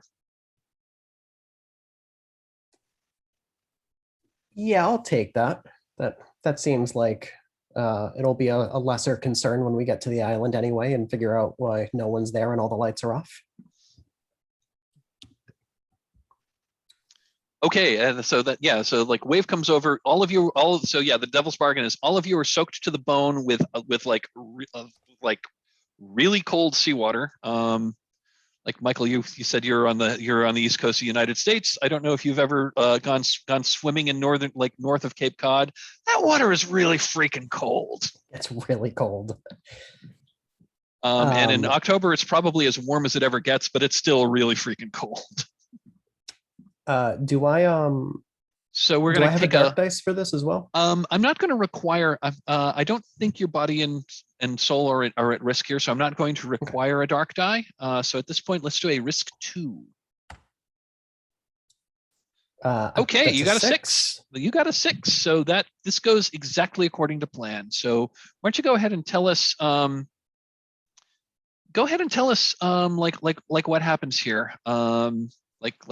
What do you do, and how does this deckhand fisherman basically does what you tell him. So go ahead and tell us what that scene looks like. Yeah.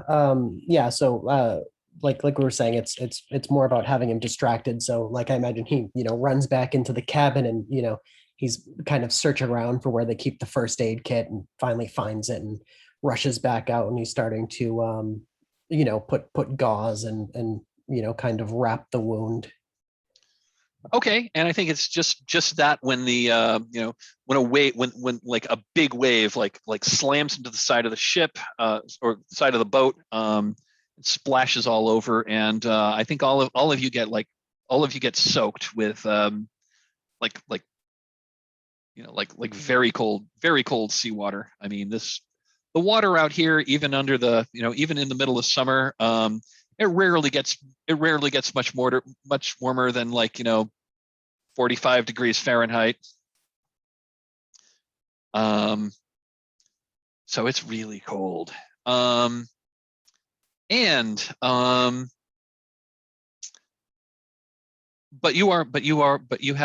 you have control of the boat, at least as much control as you have if you only have control of the wheel and not the throttle.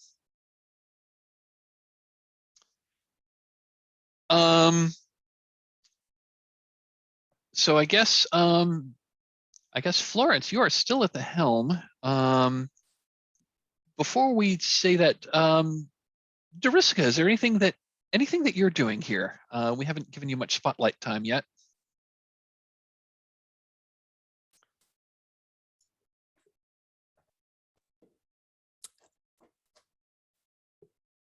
No, I think the others have the okay. Tending to their specializations. Okay. That's fine. I think at this point, so Florence, you've gotten the boat turned around and you're heading straight in. Between the winds, the gales, and the waves, and the failing light, It's and the fact that you can't control your ship's speed. You are at full throttle. It's going to be damn near impossible to actually dock this boat. So yeah, this island doesn't really have a beach. What it does have, and this is true because I've looked at a map of this place. So this so this island is basically it's like short cliffs that are maybe like it's maybe like only they're only like 15 or 20 feet of like cliff that just sticks right up out of the water. There's a short wooden pier that was constructed that has kind of like a ramp that was built up to the ground level on the headlands. What it does have is a very, very narrow like break in the cliff. It's only about 20 feet wide, which is just barely about as wide as this boat is. It's next to the dock. It's normally the kind of thing that you would like you'd anchor offshore, and then like lower a dinghy and like put the dinghy up. And then there's it's like the smallest of coves with a very narrow entrance. So normally a bigger ship would like dock at the dock, but there's nothing else to like really crash into. So really about the only thing you can do, especially since you can't cut the engine, is you can try to go straight into this. You can try to ram the boat through this strait. Yeah, I was thinking to try and rub on the one side of the boat against rocks or whatever, to slow it down a bit. That works too. If you want to like basically I guess that's the other thing you could try to do, would be to deliberately run the ship aground on the shoals. Yeah, but I know it's not a foolproof plan, but it's anything I can think of at the minute. Yeah, I was going to ask. So the throttle's at full, but do we have the means to actually like shut off or slow the engine itself? I was going to say there is an emergency stop. You could cut the engine. The problem is cutting just cutting the engine when it's at full throttle without bringing it back first. That's going to cause damage to the engine, such that you're probably not going to. It's probably going to require some extensive repair in order to get it going again. Either way, it seems like we're gonna destroy this boat. Happier with having to fix it later than end up potentially risking our lives more than necessary in crashing the boat. So what is your plan to try to bring this boat ashore? We just chuck a bucket of seawater on the steam engine. That's basically what the emergency stop does. Is it it pulls the it's basically going to just like vent the steam. It's going to vent the steam like out the chimney rather than to like run the engine. It's just that that's going to like immediately cause everything to just like stop, and that's probably going to cause some mechanical damage to this engine. This is an older. This is indeed an older boat. So this engine is this is probably like an 1880s vintage engine. It runs on coal, right? Yep. How much coal is in there now? How much is in reserve, or how much is in the boiler? How much is physically inside the boiler? Yeah. I the GM don't really know very much about steam engines, so I don't either. I just mean like, is it a thing that we could wait a few minutes and kind of circle the island, or is there enough in there that like it would take hours? It's probably the amount of coal that's in there that's burning. It's probably going to run for another couple of hours. Yeah. Okay. That's what I thought. So And navigating around this island in the dark with this gale and with this is probably not that great an idea. You're probably going to run aground anyway. Yeah. So what is the plan? Well, yeah, I'll cut the engine and steer so that we rub up against rocks on one side. Okay. Yeah, you're probably going to get thrown about. I'll say, hold on. Yeah, you keep control of the boat. I'll try and cut the engine. Okay. Don't want the letting the wheel go unmanned. That's a good idea. I don't think there's a roll needed to cut the engine. I think that's just gonna. I think that can just happen. I think deliberately running the ship aground though. There's definitely some danger in that. So I guess Florence is still at the wheel. So you're like going to try to like run it aground near the dock. You're going to try to run it aground like around the side of the dock. You're going to try to ram into the cove near the dock. Okay. Yep. Okay. This is clearly a risk roll. And I'm going to require a dark die because I think everyone's I think bodies are in danger here. How would I work this with multiple? So yeah.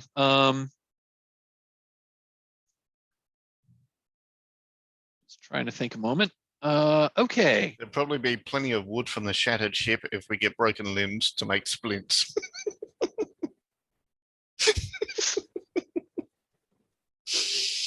Okay, so looks like nobody has. So you are at the. So yeah. So Florence, you are indeed at the helm. You don't seem to have any. You don't really seem to have any seamanship level skills, so I can't give you a light die for having an appropriate skill unless you want to make an argument for one of them. The weather's about the only thing. Yeah. I'm not quite sure how that's really going to help you. Dashing, dashing an only partially controlled boat on the rocks.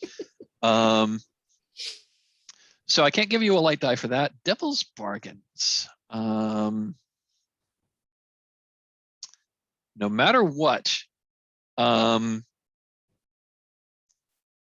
gonna say no matter what, when the ship runs aground, your luggage just gets swept to sea. So you've just got the clothes on your back. Anyone else want to offer one?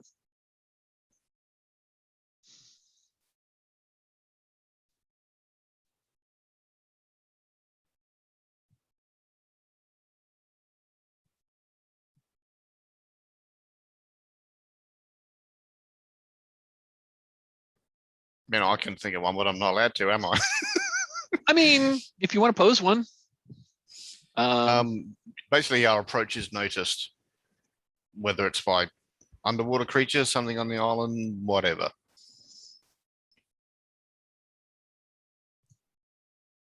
I'm wondering what the younger boat hand would also be. He's certainly about what we do. I was going to say the young fisherman is certainly still in play. If someone wants to involve him in a devil's bargain, that would certainly be something. What, like he's going to turn on us later or something, or? Well, I think regardless in the fiction, this guy is going to not be particularly happy with you. It was such a nice group.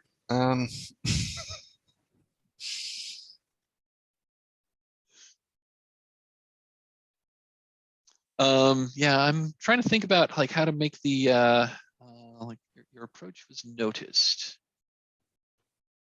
What about as far as the young kid goes, what about regardless of how this goes, he gets like in the crash, he gets ejected from the boat, and we don't know where he goes or what happens to him. And I'd probably That's- add, and he hates us. He absolutely does not care for us. I mean, I think that kind of goes without saying at this point, but yes. Yeah, I like that one. I'll go with that Oh, one. I like that one. Okay. So in the commotion, the you lose track of the kid. Is that the one you're going to go for, or? Yep. Okay, fantastic. Okay, so we got a light die. I think I'm going to. Yeah, this is. I think this entire action is clearly risking body or soul, so I think I'm going to require a dark die here. So risk 2-1. So risk 1-1. Okay. So that is not higher than your ruin, so your ruin does not go up. This is a fail state. The high die was a dark die, so you're not able to add another dark die and reroll. So we've got to go with this. At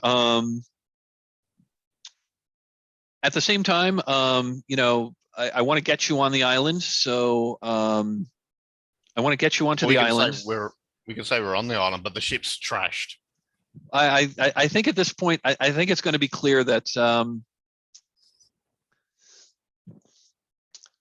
So I think that since this is a fail, I'm just going to take narrative control and kind of say what happens here.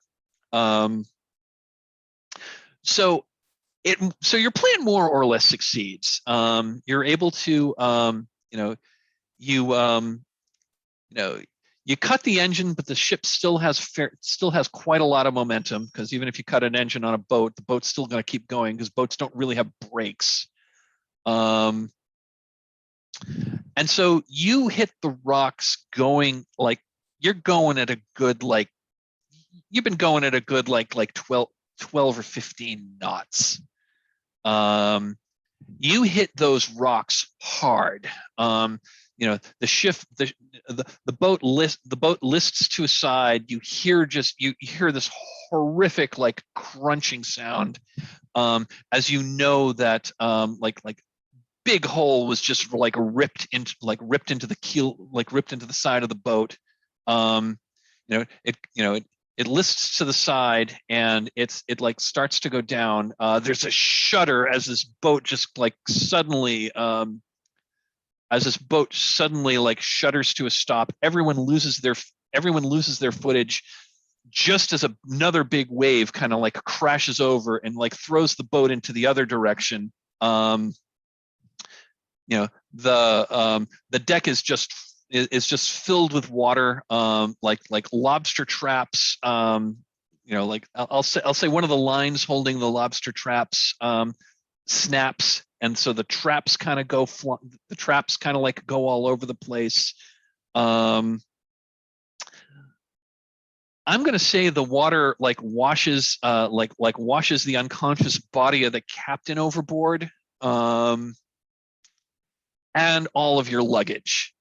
You're thrown. Everyone's thrown about, and everyone fortunately, everyone lands kind of between the shoals and the docks. But you are all thrown into the water. I'm just going to say, because I don't think another roll is necessary here. I'm going to say that the three of you are able to. I'm going to say that the three of you are all managed to swim swim the maybe 10 yards to the dock, and are able to get to a ladder and pull yourselves up. But you are all now and the sun is now set now. It is getting it's very, very dark. We've established this is the night of the new moon, so there will be no moon. It's pretty much just the stars shining down at you. But the other weird thing is, more or less, as soon as you get onto the dock and climb up, the winds die down.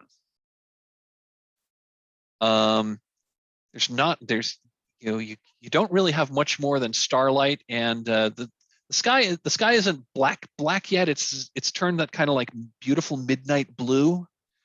The stars are out. There's no moon. You are shivering, all soaked to the bone because you've been like tossed into like really frigid water. The boat you came on now is a wreck. You've lost your luggage. You saw the unconscious body of the captain get swept overboard, and you don't know what happened to the fisherman.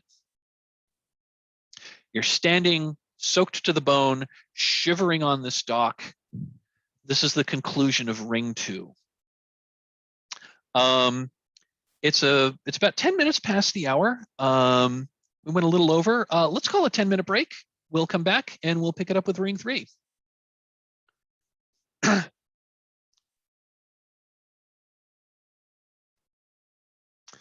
Okay, and we're back. During the break, it just dawned on me. I haven't played Trophy Dark in a while, and I was still approaching this as if we were playing Trophy Gold. So before we conclude Ring 2, let's do two things. First of all, everyone should take the condition soaked to the skin. And the other thing is, I think this experience is going to trigger a ruin roll. Getting knocked off the boat and having to swim, having to make a perilous swim to the dock and dragging yourself up out of the water in the dark is a pretty traumatic experience. So I'm going to ask everyone to please make a ruin roll, and the syntax for that on the die roll is simply /ruin.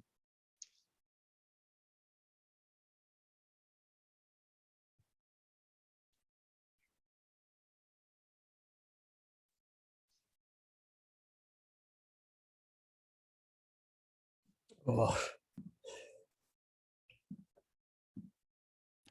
Okay, it looks like Winston, your ruin is going to increase.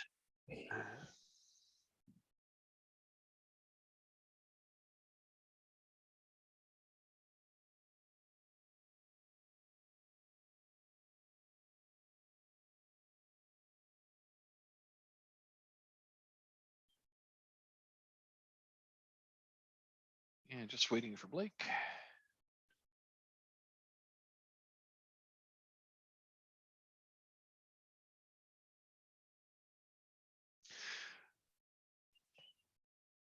Okay, it looks like only Winton's ruin goes up, but everyone is soaked to the skin. I'm going up too. Oh, yours went up too? Okay. Oh, that's right. Yes, yours had been at 2.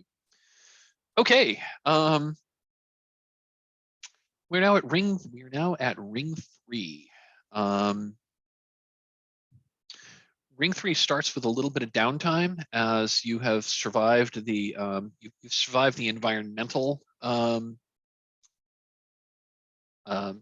you've survived the environmental threat. Ring 3, the threats are more psychological.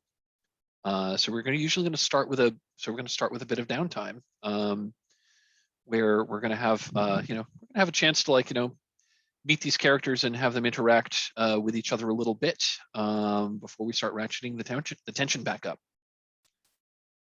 So I guess we're sort of standing on the docks, and if there's no breeze, then we can squeeze our clothes out a bit. Exactly. You're standing on the dock. The winds have mostly died down. It's remarkable how quickly they've died down. However, the seas are still very rough. As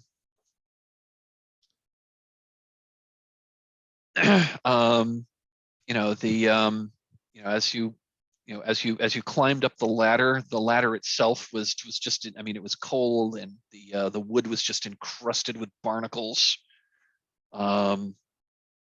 So yeah, you're standing on the dock. There's a bit of a breeze, but the harsh winds and the gales have died down. But there's still the seas are still very rough. And as you're standing there, that sulfur iodine smell of like decaying seaweed is suffusing the air. Yeah, what do you do now? You are on the dock on Smutty Nose Island. How far is it to the nearest like building? Not far. I mean, nothing on this island is very far from each other. You can see a little. There is starlight. There is starlight. You've so you can make it out a little bit. So this tiny island is little more than a flat chunk of granite bedrock that rises about 25 feet above high tide. The island is only about a quarter mile wide, is only about a quarter mile long, and only about 500 feet wide. The surface of the surface is, aside from an area near that one outbuilding that seems to have been that's tended into like a vegetable and or flower garden. But again, it's October 31st, so there's really not much there. They've harvested whatever vegetables, and any flowers have like faded, and any flowers that were there have now pretty much faded because there's already been a killing frost. The vegetation on the island is not much. It's got some like scrub pines, a few kind of like scraggly bushes. But the dominant vegetation on this island is poison ivy.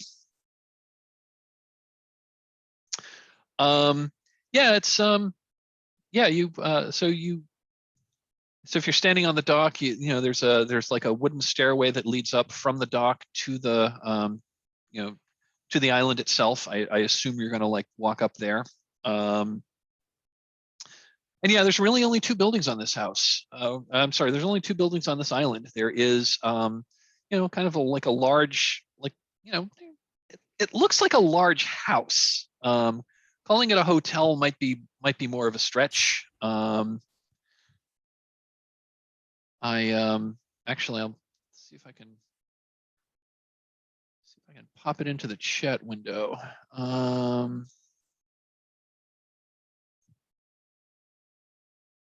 Nope.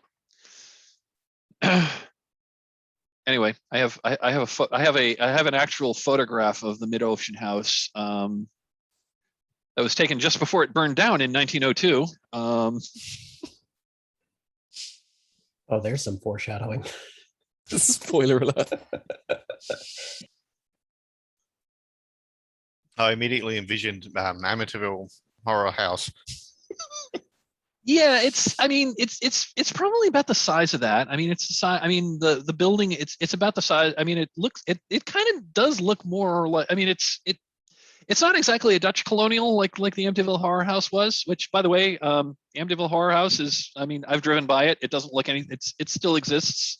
It doesn't look anything like it did because they like later owners have done extensive renovations to make it not look like the Amityville Horror House because they were annoyed with like tourists trespassing in their yard.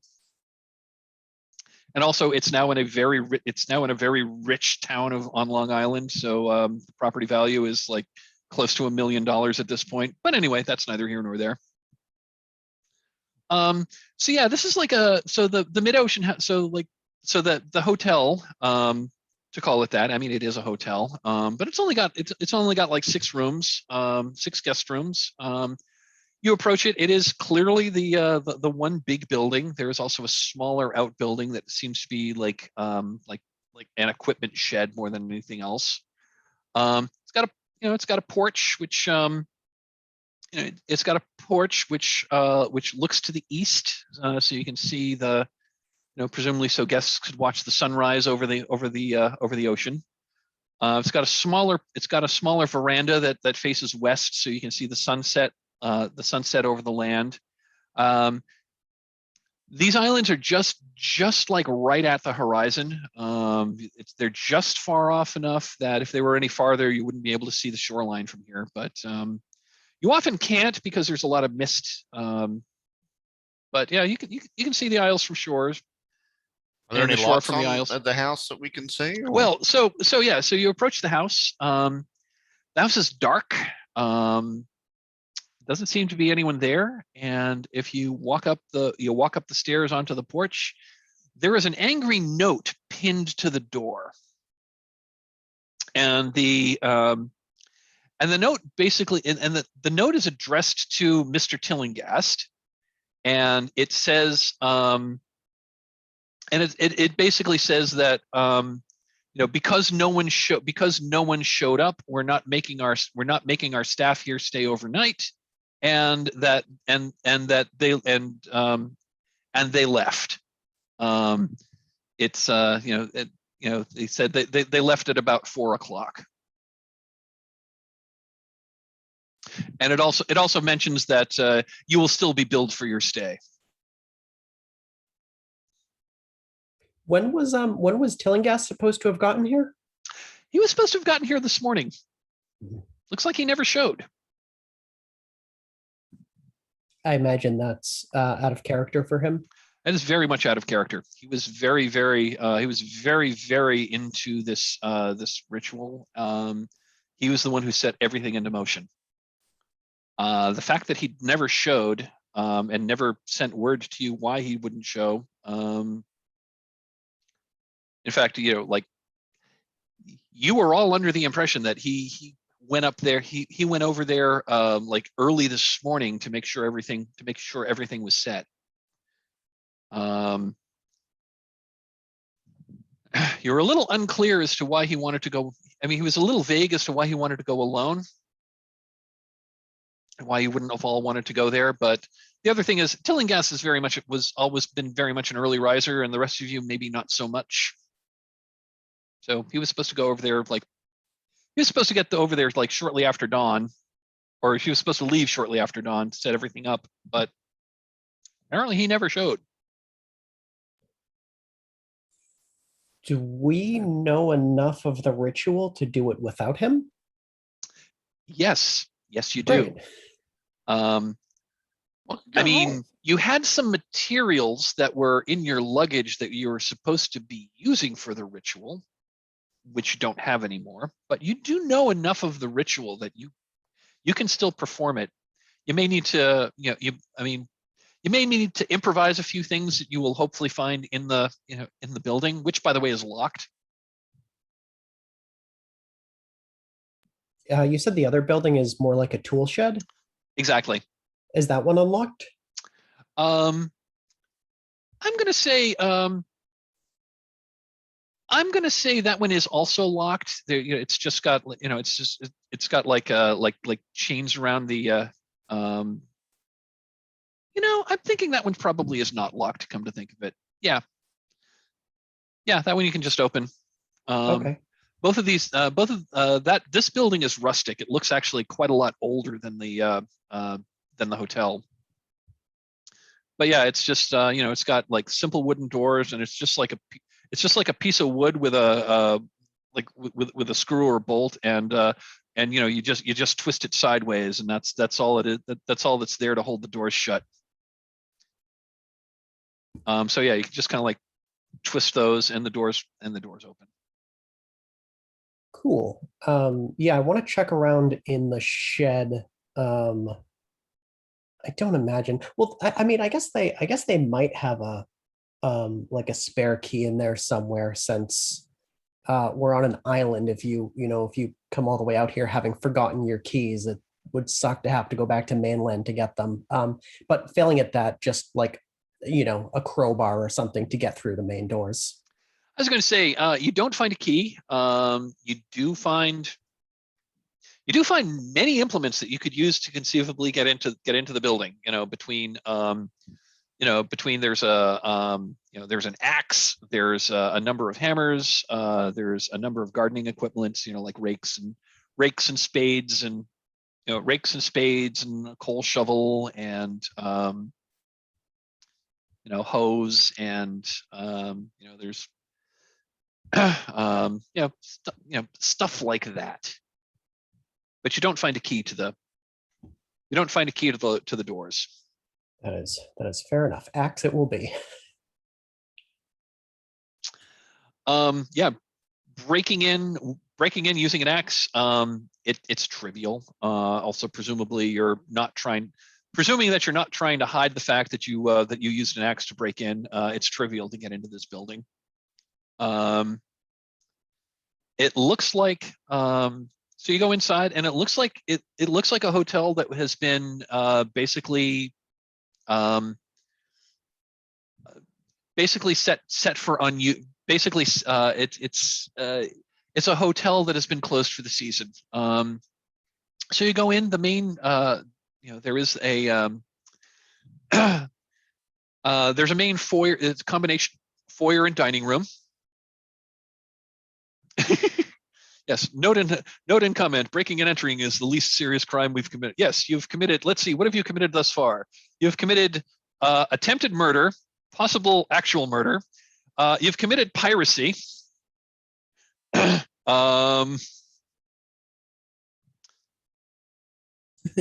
I don't think we specifically wanted anyone to die, just knock them out. Well, when you knock someone else and through your own felonious action cause them to cause an unconscious person to get swept out to sea, that probably counts as murder. Yeah, I did mean to try and check on him earlier, but it's not our problem. It's happening over there now. and just to throw this out there, in 1902, piracy was still a capital offense.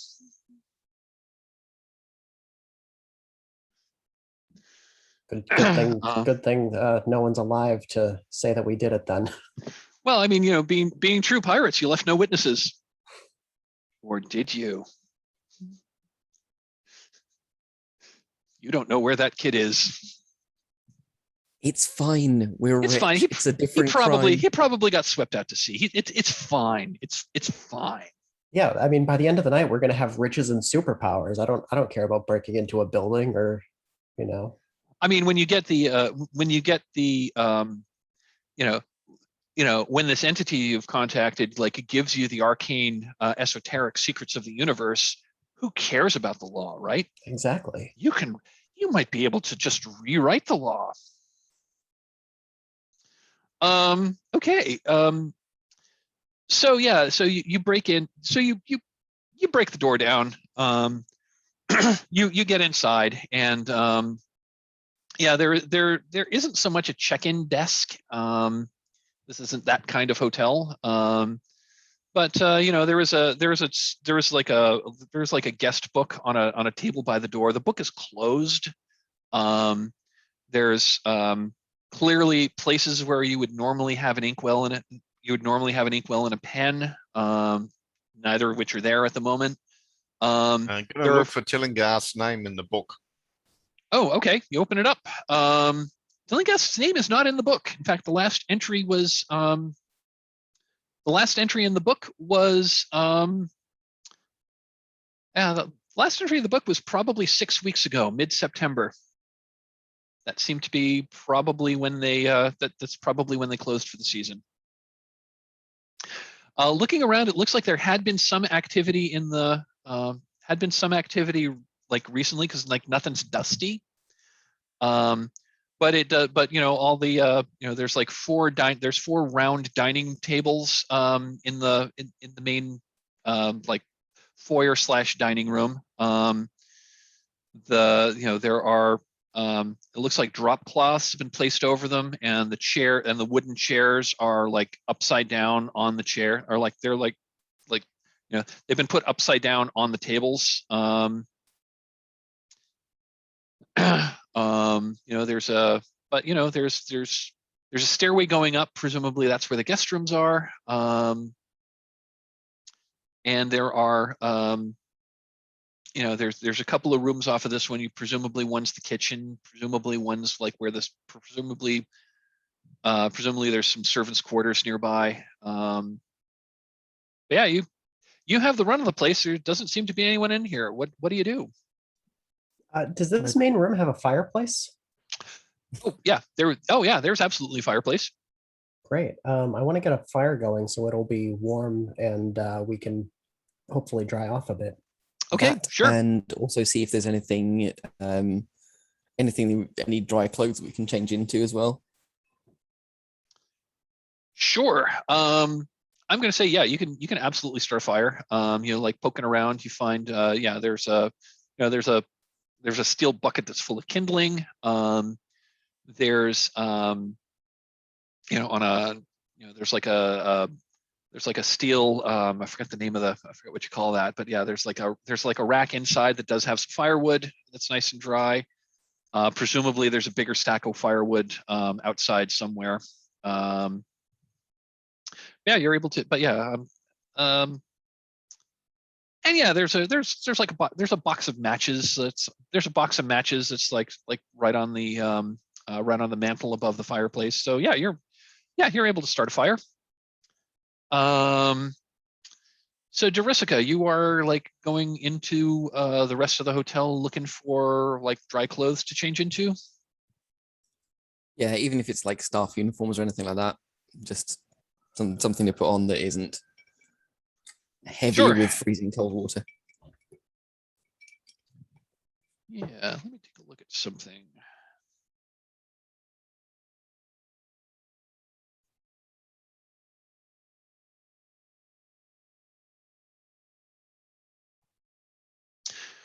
Okay, yeah, you go into what's presumably pretty clearly the servants' quarters. You open up one of the closets, and yeah, you do find there are a few servants' uniforms that are like hanging on that are on hangers. You can probably, even if you don't find anything that fits perfectly, I'm going to say you can probably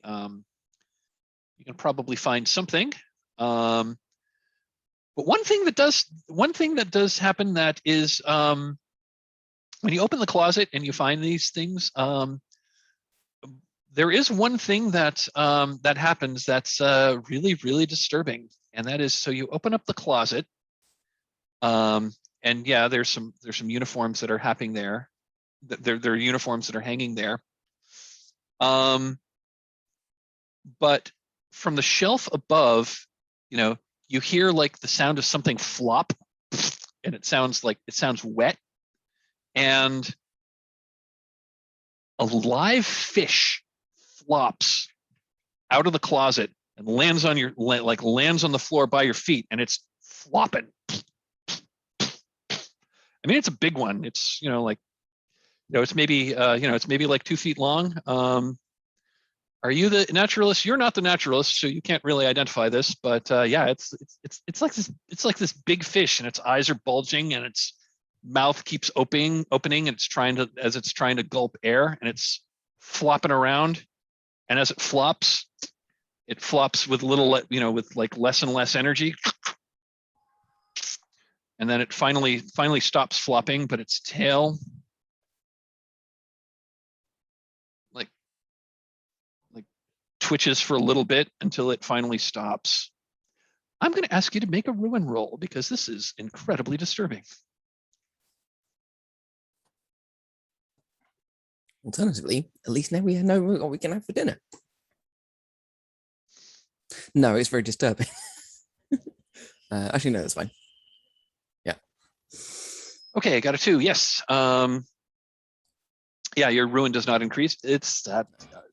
That's weird. That is not where that goes. What do you do? I mean, it's too late for the fish. So yeah, I get the clothes and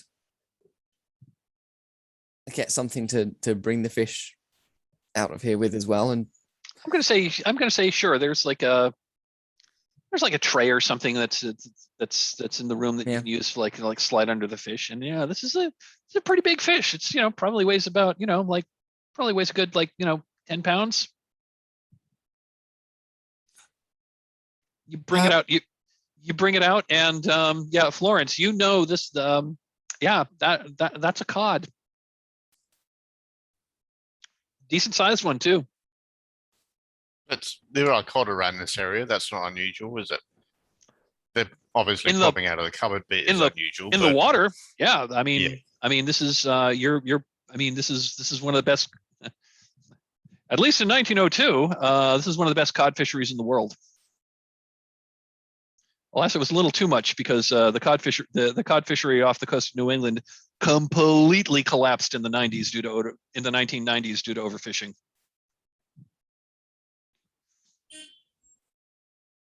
There aren't many cod left in Cape Cod, but anyway. Are there many capes? Capes. Oh well, if we get the fire going, I guess we can grab a pot from the kitchen and we can cook that up. I guess. You could absolutely cook it up now that you got the fire going. I mean, there's another actual cook stove in the kitchen if you want to light that up, but you could certainly cook it. You could certainly bring a pan in and like cook it up over the just fire bring in a the pan in, fireplace. bugger it. Oh, we have a kitchen. We might as well use it. I don't know. I mean, it'll take a good 45 minutes to get a fire hot enough in the cook stove to like. True. Because yeah, that's one thing that this place does not have. Two things that this place does not have because it's 1902 and you're on an island. It does not have electricity. It does not have gas. It does not have running water. There is in the kitchen. There's like a hand pump. Presumably because it's an island. Even though it's in an island, it's still connected to the mainland's water table. So if you dig a well deep enough, you can probably hit fresh water. Although that would be a drilled mine because this is basically, it's a chunk of bedrock. But yeah, there's a hand pump for water. You're not sure where the drain goes. It's probably just dumping out. It's probably going a pipe that's just dumping right into the water. Yeah, this place does not have running water. It does not have electricity. It does not have gas. It does have oil lamps. I think in 1902, by 1902, we've already made the switch from whale oil to kerosene. So I'm going to say, poking around, you do find, you do find a few canisters of kerosene that you can use to fill the lamps and light them. So you have some light.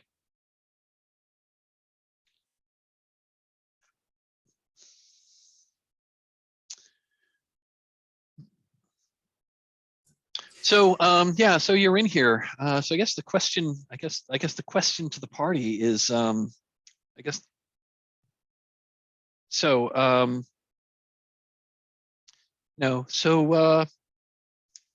ritual seems to be off to a really bad start. Whose fault might this be?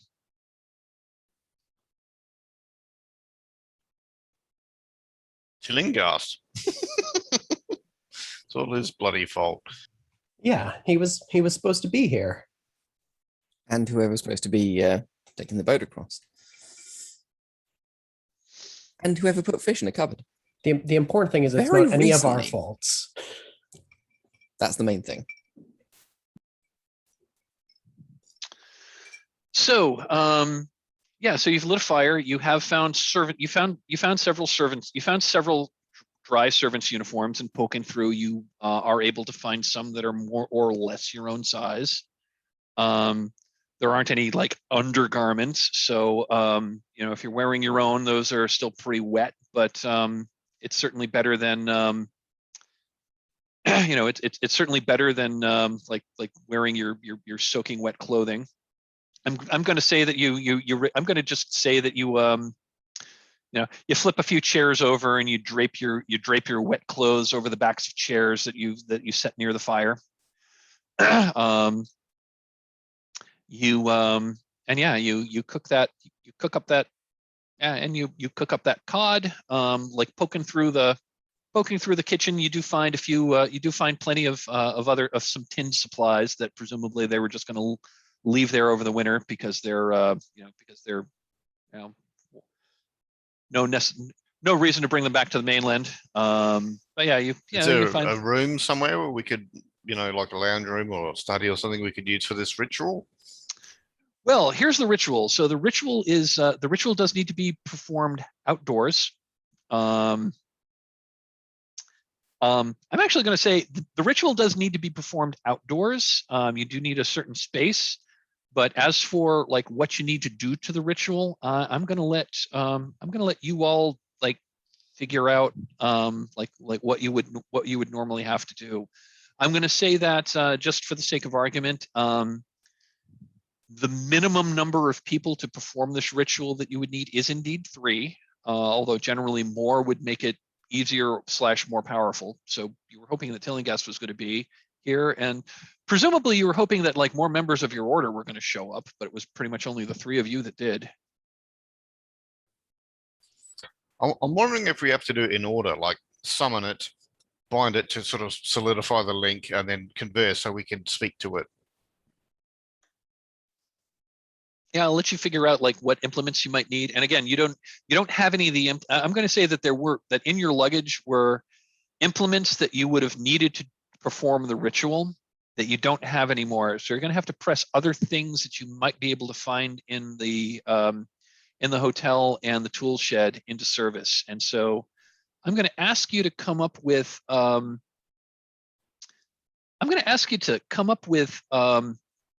each of you come up with one implement that you brought with you, and also what you were able to find in the hotel and the tool shed that you're going that's at least a reasonable facsimile that you're going to hope that you're going to press into service. And while you're thinking about that, I'm going to open door myself and step off camera for a moment. I'll be right back.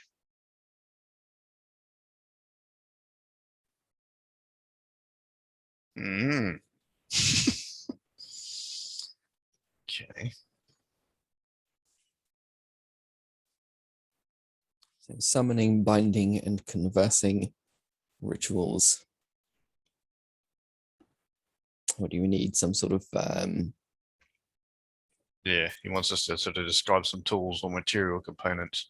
yeah. I mean, I can just use a kitchen knife. Mm-hmm. Do we need something that we can sort of draw runes and sigils and things with? Do we need maybe like the fire poker? Mm-hmm. Fire poker is good.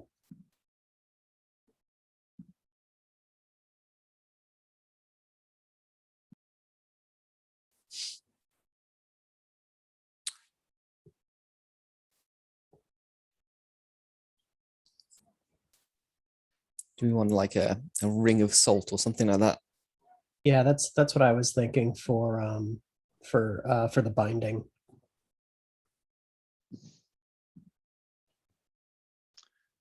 So you need some salt for a for a binding circle. Yeah, that's clearly something that you're going to be able to find in the kitchen. You're going to find a bag of you find a bag of table salt. You know, I'm going to say that perhaps ideally you'd be using like some other kind of you'd be using like, you know, maybe a mix of table salt and some other kinds of like more esoteric salts, but you know, table salt's good enough, right? I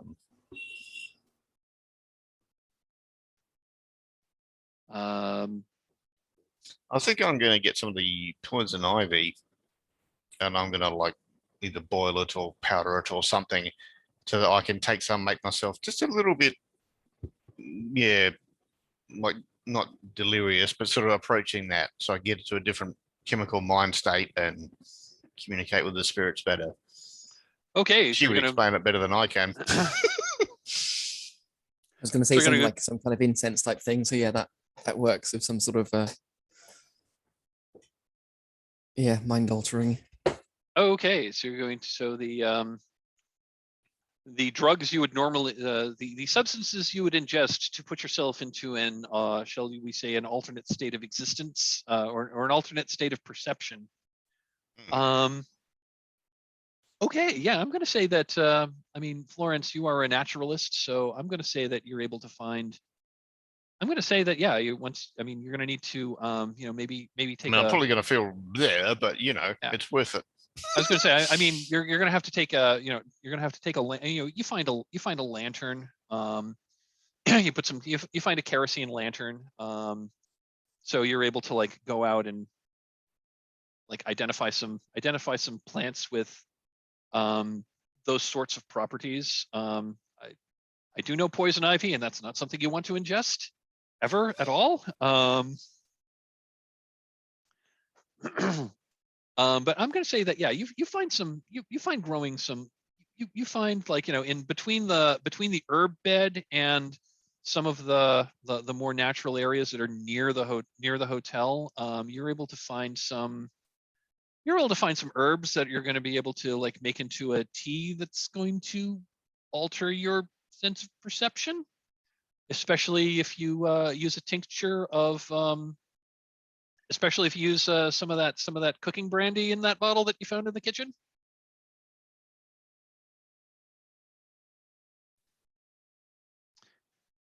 One more. So we got salt. We've got some special tea. We discussed earlier the fire poker to draw runes in that.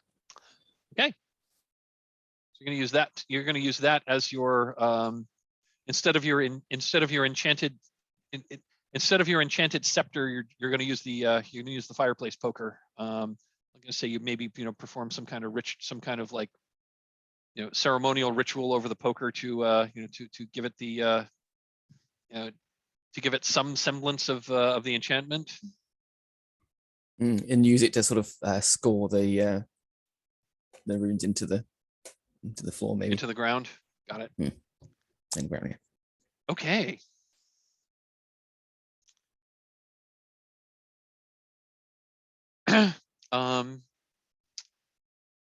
Okay. Well, here this ends ring 3 of the incursion.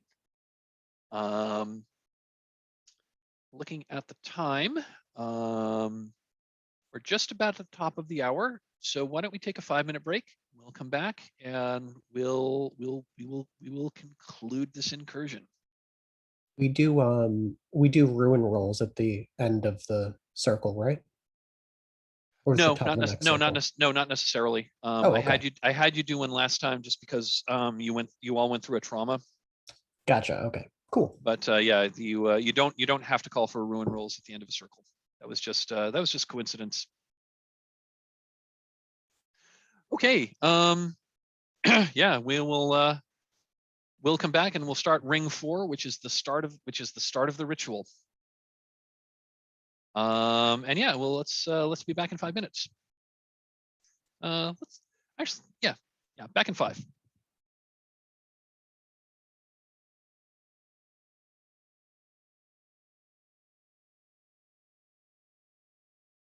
And we're back. It is now time to perform the ritual. The stars are right. It is time. So what does this? So the ritual does have to be performed outdoors as the star Algol rises. It is a moonless night. The skies are clear. There is a bit of a breeze, but it's not the gales that you experienced earlier. There's an almost, despite the breeze, there's almost an eerie stillness. But as the, but this is a very small island, so even if you were in the very center of it, you could still hear the sound of the waves crash against the cliffs. And as you're standing there, the rhythm of the waves, it almost sounds like waves are all crashing at once on all sides of the island simultaneously. So you hear the crash, crash, crash. It's almost, the waves are almost eerily in sync with each other. Almost as if the sea itself was adding it, almost as if the sea itself was adding its voice to your own chanting. So what does this ritual look like? What is it that you all have to do? How far apart are you? So what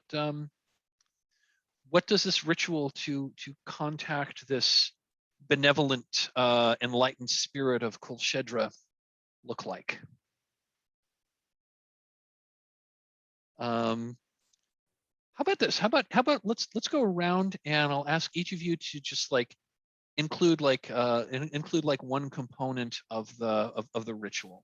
Just kind of like go around. Daniel, why don't we start with you? What's like one component of this ritual? So we start with scoring the ground with the runes, using the poker. I think we do a circle, which is also going to then be sort of filled in with the salt, because otherwise that's going to blow away. Fantastic. Michael, what's the next thing that you need to do to prepare this ritual?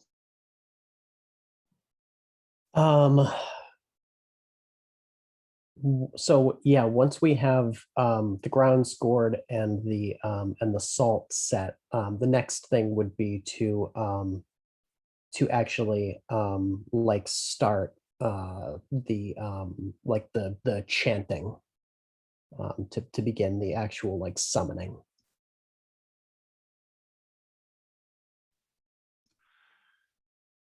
And Blake, now that the ritual has begun, what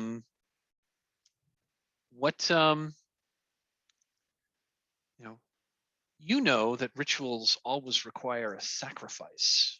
What must be sacrificed as part of this ritual?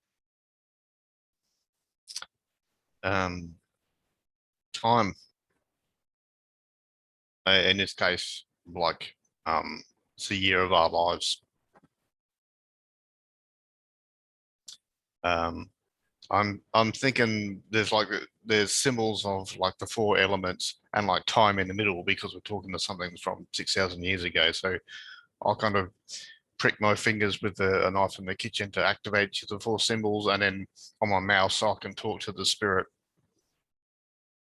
And I'm going to say you have all consumed that. You have all consumed some of that special tea that you brewed up to unlock the doors of perception. Yeah, your guts probably feels bleh, but because because being at night working with because at night on an island from which you have crashed your only means of escape, conducting a ritual is the perfect place to be tripping balls.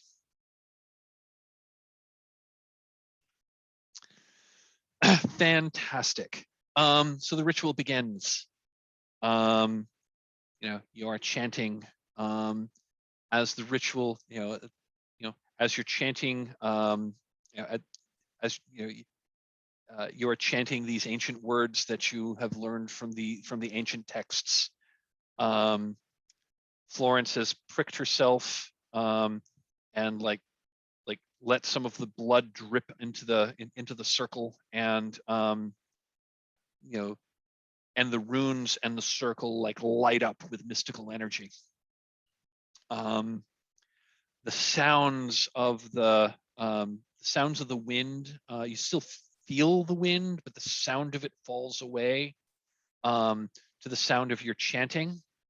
And really the only other sound that you hear is again that rhythmic sound of the waves crashing against the island, all around you at once, adding the voice of the sea to your own chanting. And that's when you start to hear it. Each of you hear a voice whispering into your ears, promising you promising you power, promising you, if you you just need to continue doing the ritual. And these whispers are promising you like, well, they're promising you something. Blake, what is this voice promising you?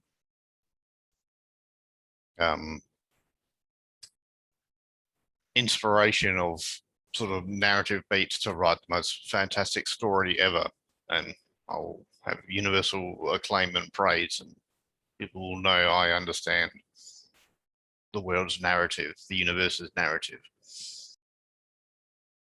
Love it. Winston, what is this? What are these? What is this supernatural voice? What are the promises this supernatural voice are making to you? Yeah, basically untold amounts of wealth and with it the power that comes. And Darisica, what do the voices promise you? All the knowledge and experiences that I have desired all these years. So as the ritual continues, the winds pick up again, but at this point, the winds aren't blowing across. The winds seem to be like coming from the center of your summoning circle and are blowing out. You're starting to hear the howl of this wind as it's getting more and more intense. But as this ritual progresses and the whispers in your ear become more and more, it's whispering, promising you more and more power should you just continue doing the ritual. All of you see climbing. All of you see in the starlight. Oh, that's the other thing is with the tea that you've drunk. The stars all seem to increase in brightness to the point where you can actually see pretty well, which is strange because it's still a moonless night. The skies are clear, and looking at the stars. Normally this time of year, like one of the planets or like one of the stars in the constellation Orion would be the brightest. But there's one kind of orange star that is brighter than all of them, and that is the star Algol, the demon star, the star that, the star that this ritual was being performed around. That is now glowing brighter. To you, it's glowing brighter than even the planet Venus. It's like pulsating orange, and in the light that you see around you, you then hear the sound. You almost hear like a sucking sound, like something wet hitting the ground. And looking around you now, you're being watched. There are surrounding you, in a circle around you, who are yourselves around the summoning circle. There are 7. Well, at first you thought there were people, but they aren't. They're creatures. They look to be about the size of a man. But where there should be arms are like the arms of a squid. They're like tentacles that end in like large suckers. And where there should be legs, they're walking on tentacles, as if they were an octopus. But they have but you cannot see their faces. But there are 7 of them now surrounding you, and they're standing about maybe 10 yards beyond your circle, and they're just standing there watching you. And now and now with the ritual going in full force, you know, the wind whips up again and the surf increases in intensity, and with these squid things watching you, now is the time to invoke real power. But just as you are about to invoke the real power, each of you notices that one of the others is doing something wrong in the ritual. I think I'm just going to like call someone and like kind of go around. Florence, what is Darisica doing wrong with this ritual?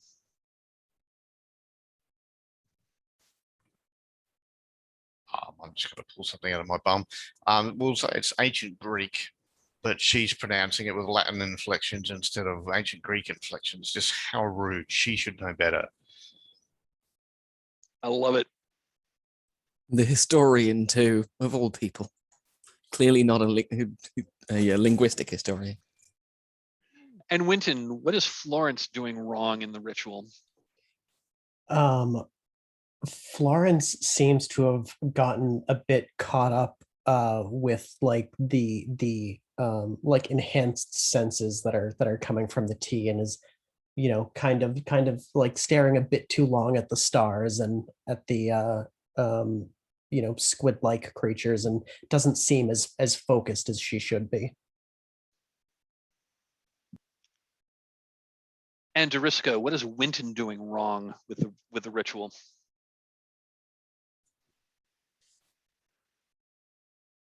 Was it Winston who drew the blood for the ritual, or was that I think we everyone? established that was Florence. That was fine. I did the salt circle. Yeah. Okay. Yeah. Unless we all had to draw a bit, and Florence was just the first.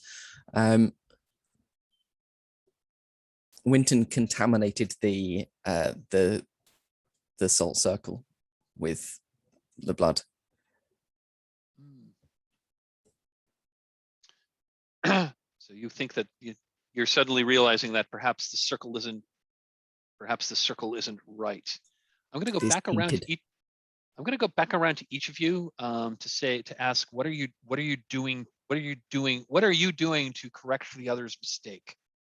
And I'll go back around again. So Florence, what are you trying to do to correct the error that you notice that your fellow occultist has done?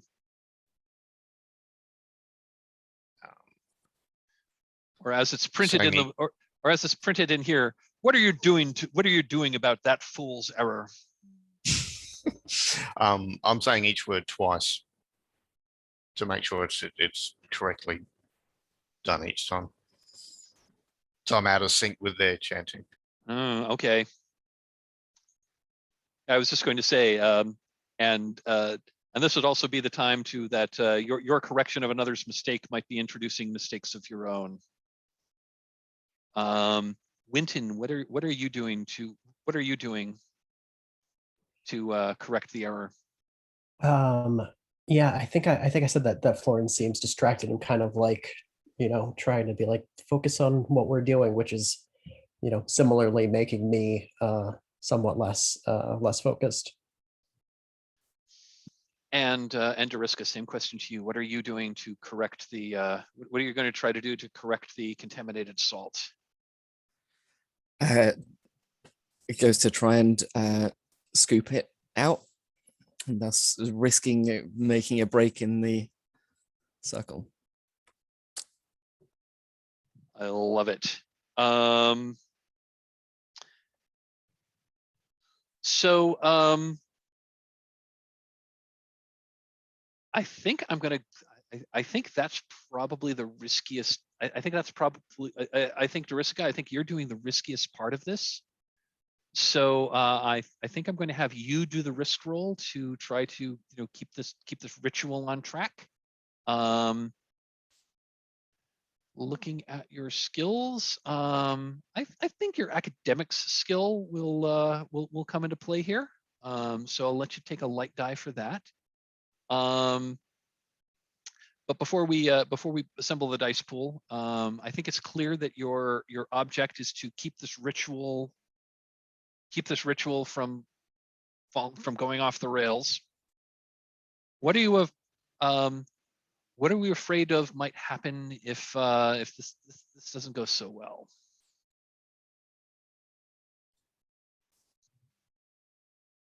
That the time sacrificed is more than we bargained for. In fact, going to be specific. Okay.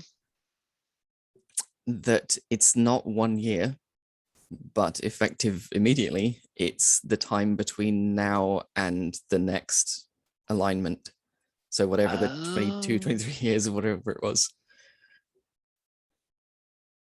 So are you saying it's going to pull you forward in time 22 years, or are you saying it's going to age you 22 years? Something like that. Okay, I love it. I love it. That's great. I hadn't thought of that. Okay, I think we've established stakes. Devil's bargain. I got one. Sure. No matter what, these 7 things are hungry and one of us is getting eaten.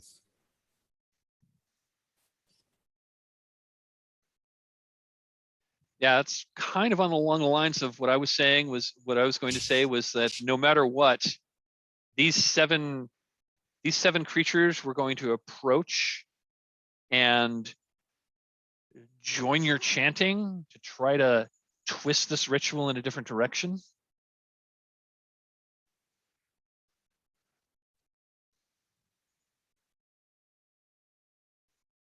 Anyone else have one that they would like to offer?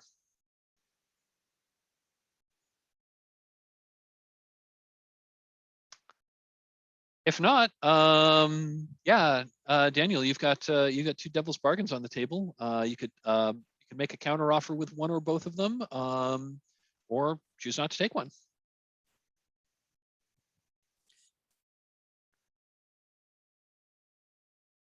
So it's one of it gets taken, or the ritual gets. It's like one of them. Yeah, one of them is basically. I think Blake's was I believe these. So regardless, like these, like squid creatures are going to come forward. Blake's was these creatures are getting hungry, and one is going to try to eat some, and is going to try to eat one of you. Yeah, one of us is going to get eaten. Yep. And the other was that these creatures join the ritual but try to take control. But I'm gonna modify mine. These creatures join the ritual but try to take control of the ritual to do something. Take control of the ritual in some other direction, which you may or may not know what this other direction might be. Maybe you may like Blake's. Like Blake's. I like Blake's, but I particularly like the unpredictability of the other thing. Let's take that. Okay. Yeah, so the creatures will join will join your circle, and they'll join your chanting, and something else happens. Make it their own darn ritual. I love it. I'm not going to require a dark die quite yet. So why don't we do a I'm gonna believe that. We're doing summoning magic here. Yeah, I think I'm gonna require a dark die. I'm gonna change my own mind. So why don't you do a let's do a risk roll. It's gonna be 2 light, 1 dark. So do a risk 2-1. Risk 2-1.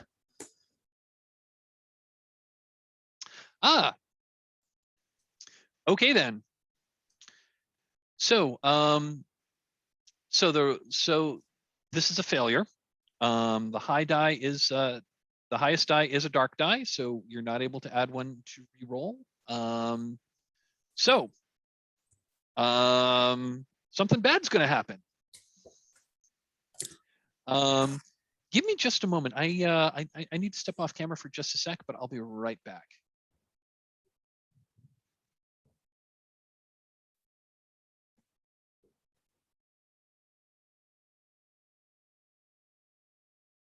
feel like this ritual is going pretty well. No great thing is achieved without some trials. This is a good sign. It's only an hour to swim back.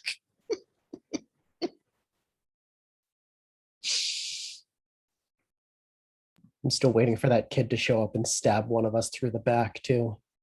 Yeah, probably me, and I probably deserve it, but I mean, I'm slightly responsible for what happened. Slightly. You were there, you know. We're all slightly responsible. We could have all at least have tried to stop it. It's on brand for me. The amount of times I've totally trashed a vehicle when I've been a player, I've lost count. Okay, let's see. So let's see what happens here. So, this was a failed risk roll. I'm gonna keep narrative control here, and I'm just gonna say what happens. So you're conducting the ritual, and Jariska noticed that there was a flaw in the summoning circle. Some of the blood dripped into into a place where it was not supposed to drip. And as you're chanting, she gets down on one knee and reaches into the like reaches in to try to like flick some of the flick that stain out.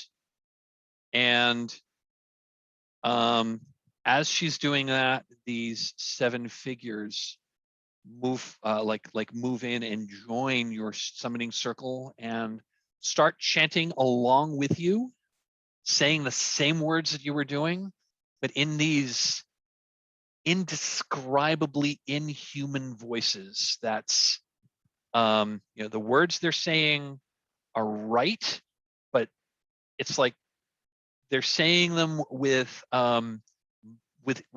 mouths and lungs that are not human. So the sounds are right, but they're not right. It's like making, so it's it's like the it's like this it's like a really early iteration like voice synthesizer. You can tell what it's saying, but that is absolutely not a human that's saying it. And they are, and they join your ritual, kind of like they step in just as Dariska was flipping some of the flipping some of that out. And just as she's like reaching in to flick some of that out, you hear you hear a voice scream behind you. It's a young man's voice saying like the devils, you're summoning the devils, you're murderers. It's the young fisherman kid who's like charging at you. And he's absolutely 100% going to interrupt this ritual. What do you do?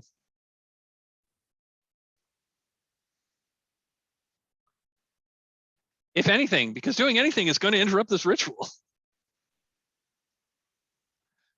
Who is he charging at? Probably me, but I'm going to say I'm going to say yeah. He's charging at Florence because he's pretty sure you're the one who killed the captain.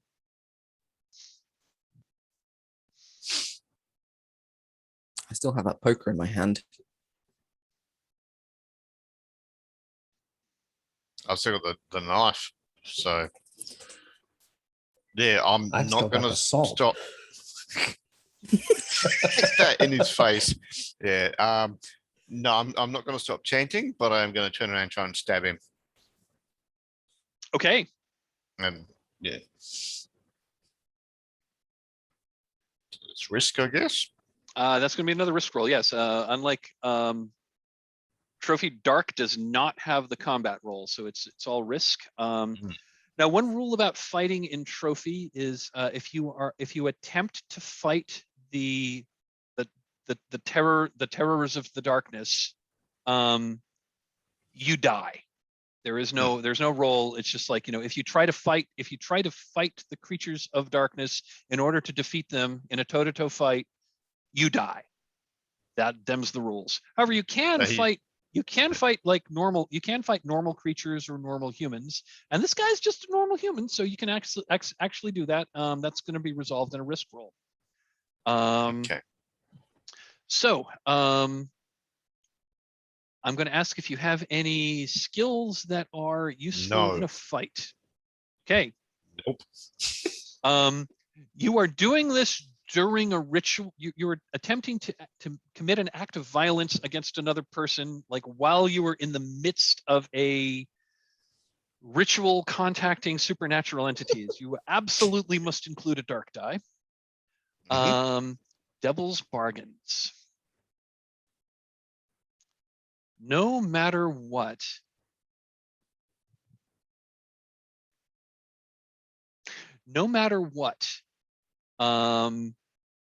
as you engage this kid in fighting, one of the fish creatures, one of these fish creatures reaches out a tentacle to the kid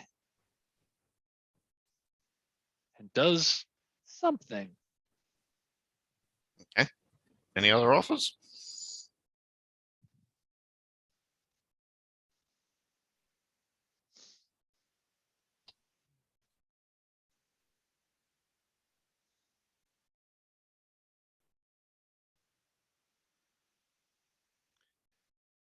Anything for you, Daniel? I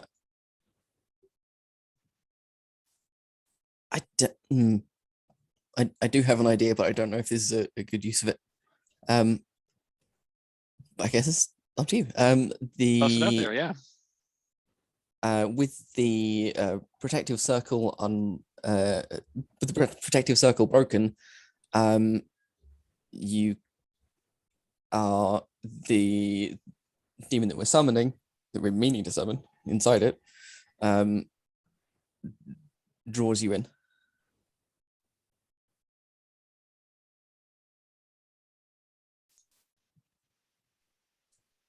Yeah, that sounds good. I like that.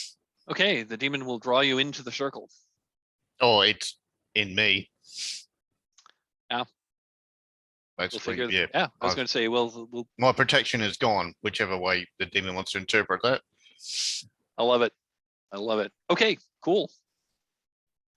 Yeah, no matter what, that's going to happen. So let's see what happens with this fight. So that's going to be a risk 1-1. Nice. Your ruin goes up. But yeah, you stop this kid from, but you absolutely stop this kid from interrupting this ritual, and I'm guessing presumably from doing anything else ever again. What does that look like? It's like I just slash his throat and I sprinkle the blood around it, flick the blood at the symbols, as I'm in the ritual zone, and that's probably why the demon does whatever it's doing. Okay, yeah, you have I'm going to say you have you have sacrificed a life as part of this ritual. At that the chanting continues. The voices, your 3 voices plus the voices of these 7 fishmen, squidmen, you're not really sure what they are. They continue chanting, but those other inhuman voices are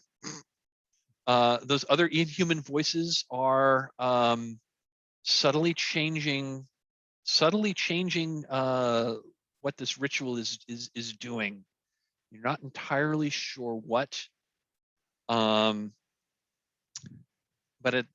as that happens, from the star Algol, like you can see like a shaft of light comes down from the star into the center of the ritual,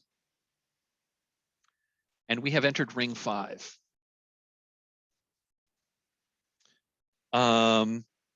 So this shaft of light comes down and it shines. And Florence, the whispers are, the whispers are there in your mind, but they're saying that, all these riches, all that I promise, all of the sights that I will show you are yours. Thank you for giving me more blood, but yet more blood is needed.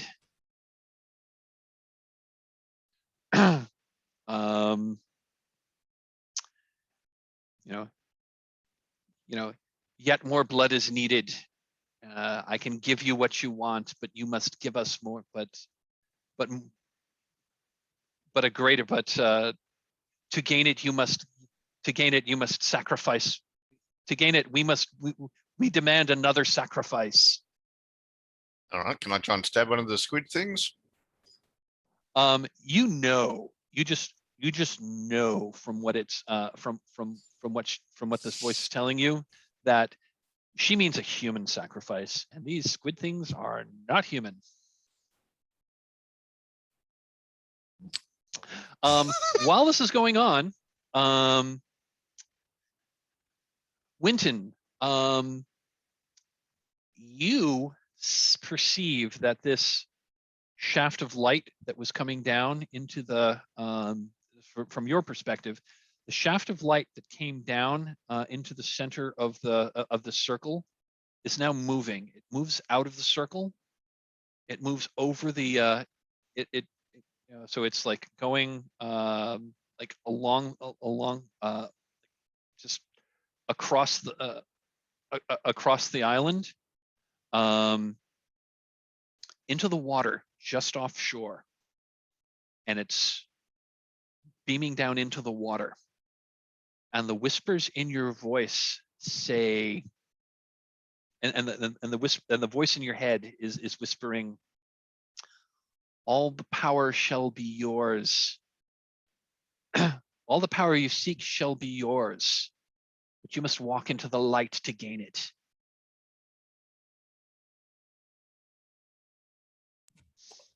Yeah, I start walking towards the light.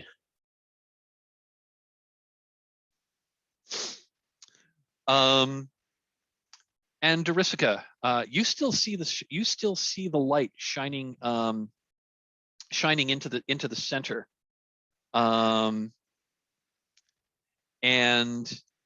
the voice, but the voice in, but the whispers in your mind are kind of like unlocking more of the doors of perception from the tea that you drank, and you're certain that you can hear the thoughts of your two other occultists, and you hear the thoughts from Florence that you are certain that Florence now wants to add you as a sacrifice.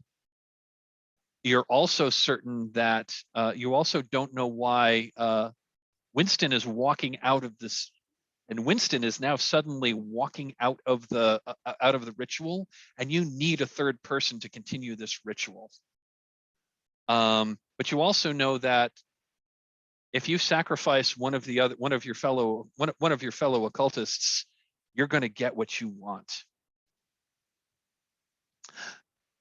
Now is the time. I'm going to introduce rules. Now I'm going to talk about the contest roll. So the contest roll is, let me pull it up real quick.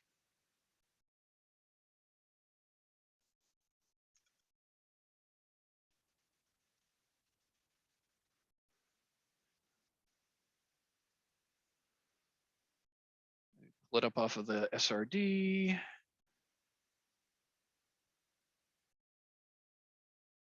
Oh, come on, I had it right here.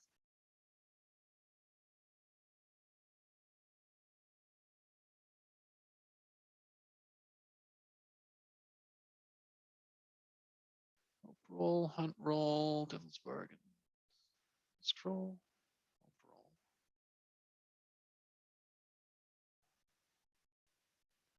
I'm terribly sorry. I thought I had this right in front of me, and I don't. Give me just a moment. Sorry to break the tension.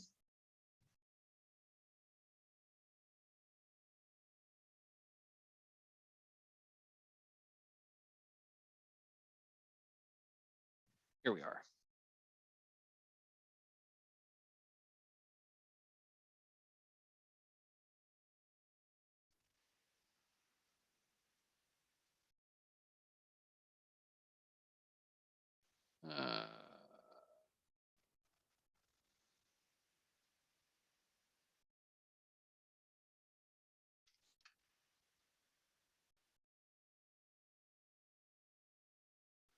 Sorry, I pulled up the PDF and it's taking forever to load. Risk roll, devil's bargains, help roll, contest roll. Here we are. So the contest roll manages situations where the treasure hunters act against each other. I think we're there. Sometimes multiple treasure hunters are competing to be the first to a piece of treasure, or trying to achieve their own individual goals in opposition to their members, or aiming to inflict harm on one another. To engage in a contest, first agree at what's on stake, and then each competing player gathers dice. So take one light die if the contest is something you are skilled at because of your occupation or background. You only get one light die for your skills. Take another light die for each mark of ruin you currently have. Take a dark die if the contest is inherently dangerous, and then take as many additional dark dice as you are willing to risk. And you basically, you assemble this pool, you roll them, and you count the sixes. Whoever has the most sixes wins the contest roll. In the case of a tie, count fives, and then fours, and then threes, etc., until a winner is determined. For each dark die that shows a 1, mark 1 ruin, and then work with the GM to define a condition describing how the situation changes you. That's the contest roll.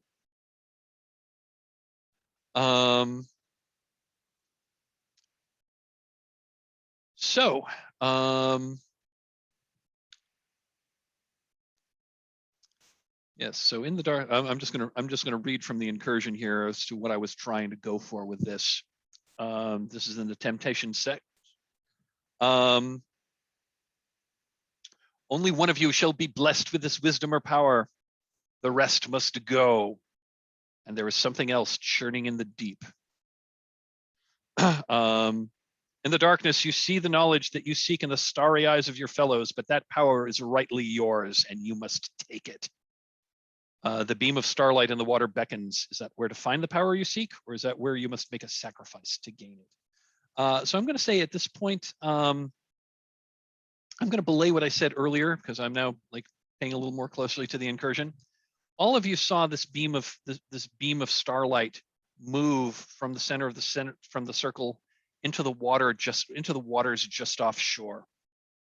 Each of you did still hear that a sacrifice is needed. Winton, you believe that the sacrifice, not exactly the sacrifice, but you've been told that you need to go into the water to, I'm going to belay that as well. You've been told that a sacrifice must be placed into the water to gain what you want. And I think that's going to be more or less what each of you know through your own, like through your own lens. But Dariska, you see Winton walk away from the ritual, and you know that this is going to cause bad things to happen. But what you seek is there, and you know that each of you know that a sacrifice must be placed in that pool to gain what you want.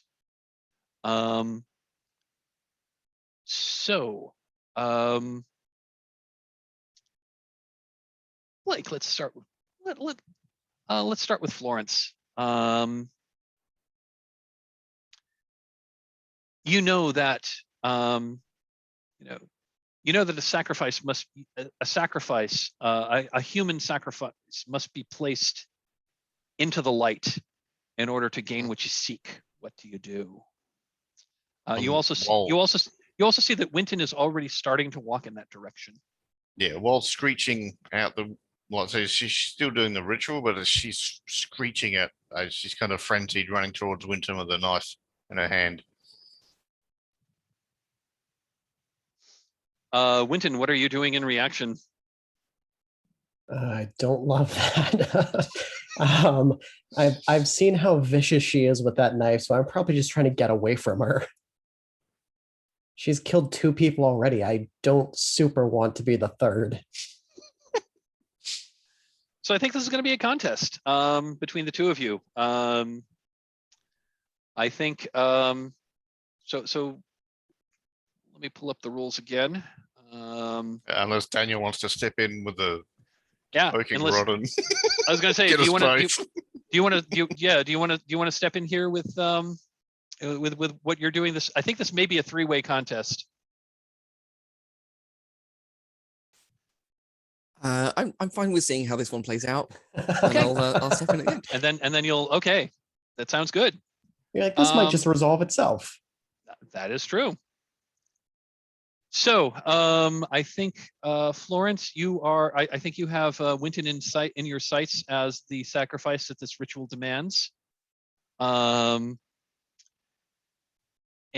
I think Winton, you are seeing Darisica as your. I'm sorry, you're seeing Florence as a great threat, and perhaps maybe she is the ritual that your desire demands. So it sounds like the two of you are going after each other. Fantastic. Let's each of you let's each assemble a pool of dice, and we'll figure this out. So let us start with Winton. So take a light die if this contest is something that you are skilled at. Does rituals apply? I think it totally does. Woohoo! Take another light die for each mark of ruin that you have. So take another 3 light dice. So that's 4. And I think that I think this is inherently deadly because like life is on the line. So you must take at least 1 dark die. And you may take as many additional dark dice as you're willing to risk. Ooh, and in this case, if any of them come up as a 1, my ruin goes up? Correct. I'll take a second one. Okay. So it'll be 4-2. So yeah, this will be /contest 4-2. Oh, it's contest, not risk. Okay. /contest 4-2. Nothing happened. And it didn't do anything. Hold on. Let me it didn't do anything. Hold on a sec. Help. Just want to make sure I got the context right. Oh, it hasn't been programmed with the contest rules yet. Okay. Oh. Well, that's just great. So just do it as a risk and pay attention to what the dice are. Exactly. Let's do risk 4-2. Okay. So you get 2 6s and for each dark die in your dice that shows a 1. Yeah, those two ones on the dark dice don't count. So okay, you've got 2 6s. So Florence, let's do the same for you. Do you have a skill? No, I do not. Okay. Everything I've done has been unskilled. That's how I roll. There we go. I mean, I let you do some stuff because you had flora, fauna, or weather, but I don't think that involved a roll. Okay, so take 1 light die for each mark of ruin that you have, and it looks like you have 4 ruins, so it's going to be 4 light dice. And you must include at least 1 dark die, and you can include as many dark dice as you'd like.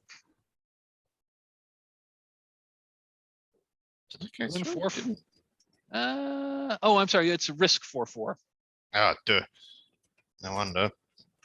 Bring it on. Okay. Oh, goodness. So you gain 2 ruin.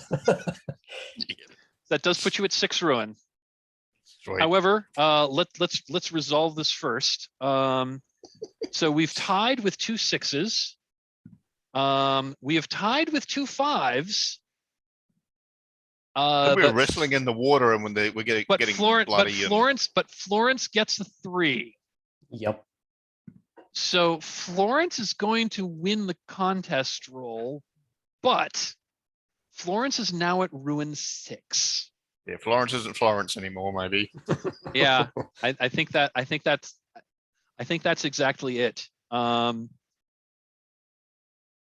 I think this is yeah, I like the idea of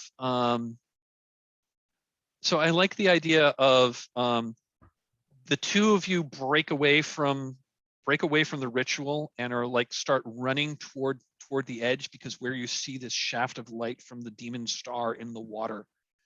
And I like the idea of both of you jumping into the water. Does that sound cool? Yeah, well, like wrestling with a knife and trying to stab him. There's I blood was in gonna the say, water. like, I was going to say, we're in the beam of light. Go ahead and describe this, because this beam of light, it's in the water. The water here is like 20 feet deep. It's not the waves that you saw earlier, but the water is still pretty turbulent. There's still waves and and you jumped off like a 20-foot cliff to jump into the water. And there's a fight. What's this fight look like? Well, we're kind of wrestling with a knife, I figure, and nicking each other. And I'm going to say Florence wins. I'm going to say Florence wins the fight. And so what she's screeching. What does that look like? She's just thrashing around with a knife, but she's screeching, and she's stopped doing the ritual at this point because it's just noise and water and. I also imagine her like, even after I've stopped fighting and I'm no longer of this world, she just keeps stabbing. I'm going to say that as Florence is stabbing and screaming, her eyes start glowing. This like brilliant, like orange, this like brilliant pulsating orange light, the same color as the star. And as she stops stabbing, Florence, is like Florence like rises up out of the water and is standing on the surface of the water with these glowing orange eyes. And should we give it to Dariska a turn to do something? I was going to say let's give it to Dariska to see what she does. So what is happening up on land at this point? If those both up on land jumped in the water. Yeah, at this point, like on land, there's like the runes and the salt circle are glowing. In fact, they've taken on the same kind of like pulsating orange color that was the star, that was the beam of light that was coming down. And the 7 fish creatures have now completely taken over the chanting, and they're chanting different words now. And they've shifted it into this language that you actually don't know what they're saying, because they kind of like picked it up, and they're now chanting in. You don't understand it, but you recognize that they're chanting in the ancient language of Enochian, which is the language of the celestial, which is the language of like celestial creatures. Perhaps the language of angels, perhaps the language of demons. You don't speak Enochian, but you've researched enough that you know what it is. And I'm going to say that in addition to the chanting, Florence, who's now standing in this shaft of light, standing on the surface of the water, the light is shining down upon her, and she is now chanting along in unison with these fish creatures around that's still around. What do you do?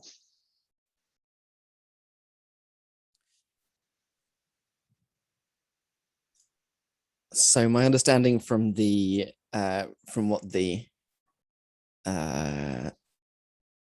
chanting in our heads was saying before was that I need to be in the shaft of light to claim my prize. Is that right?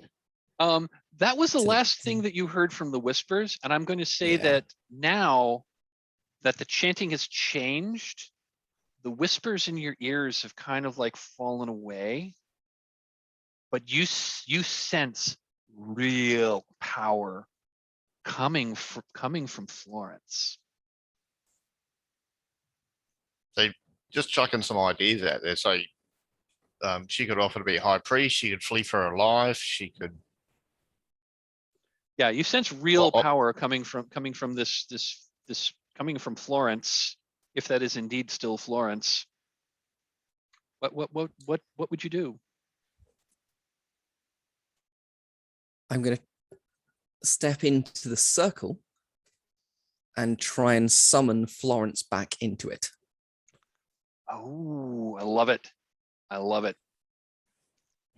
Okay. Yeah, this is gonna be another. I think this is probably gonna be the final risk roll of the game, and and this will probably determine our character's ends. Yeah,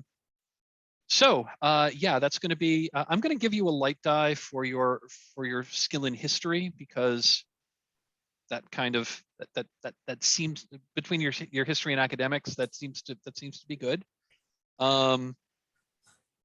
You know, I think the devil's bargain is, no matter what, Dorisica, you are not going to be leaving the island.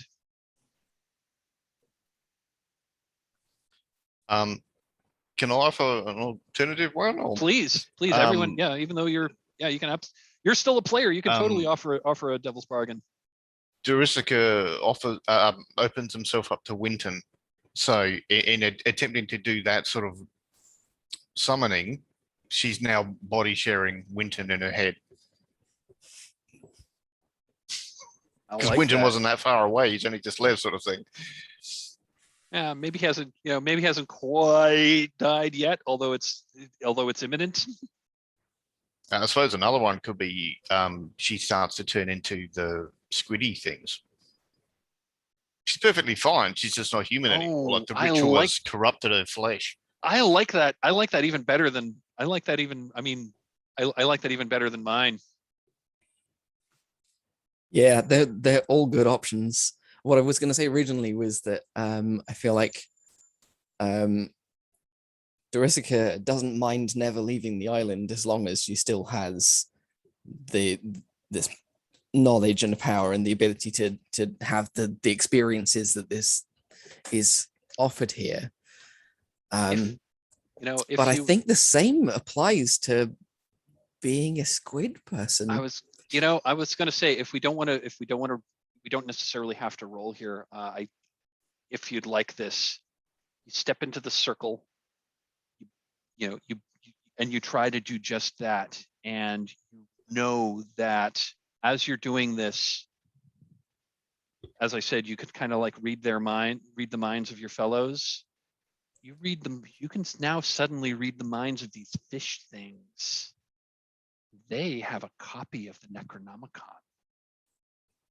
And if you join them, they will share it with you. I, as a player, I'm still happy to make it a roll. Okay. Because I'm also happy for this character to sacrifice everything and get nothing out of it. Okay. I love it. So you're going to take the devil's bargain so which of the devil's bargains would you like to take? That I become squid. Okay. Person. I love it. So we got two, clearly this, clearly we must include a dark die. So why don't we do a risk 2-1 and let's see what the dice determine the end of the story.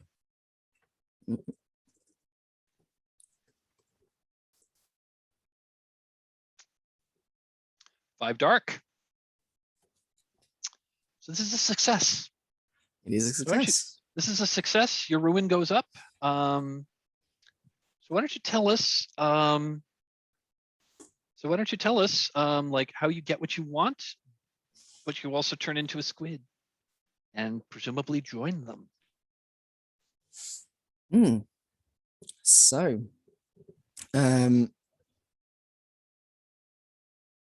yeah, I mean, how graphic a body horror scene are we comfortable doing here of transformation? We do not have lines or veils on body horror, so we have we don't have anything. So go for it. Okay. Yes, so I think the first thing that we start to see is the fingers start to elongate and lose their rigidity and start to just kind of flop.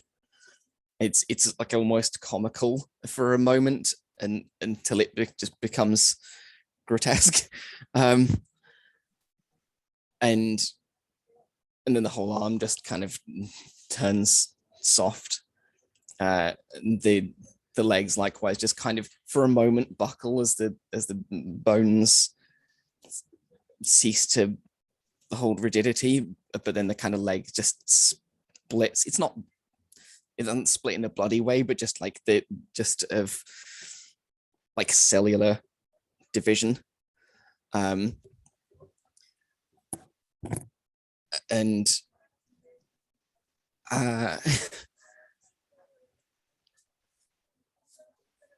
until that process completes. And I think these have a kind of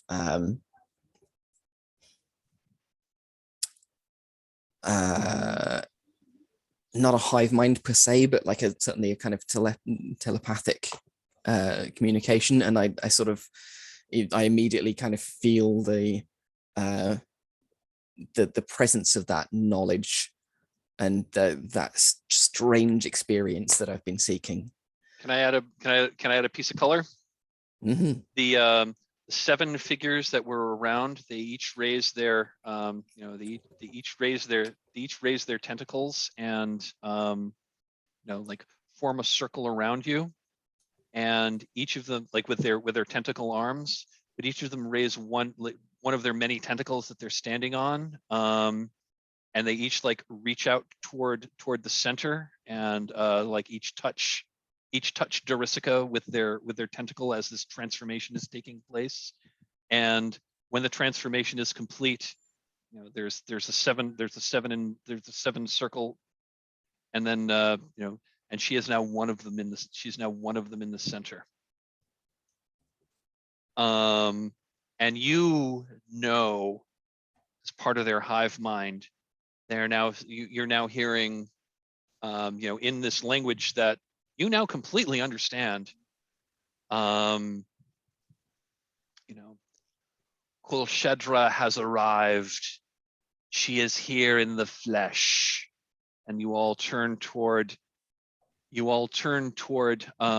behold her new avatar to bring in a new realm, to bring in a new era of this earth.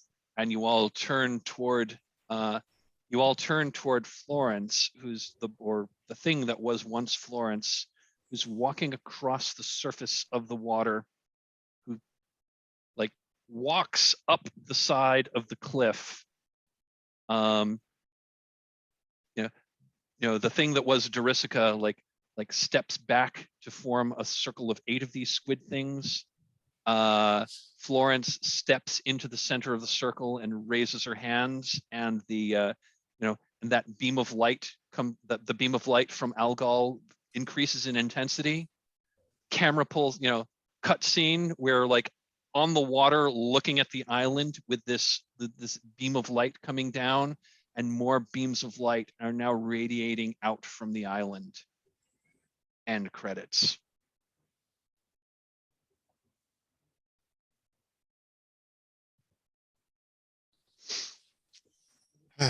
Dear. That's great. Sorry, The cultists sort of got what they wanted. It went great. It's just you were right next to the water, so I thought you're already there. I also was the only one unarmed, so it definitely made sense.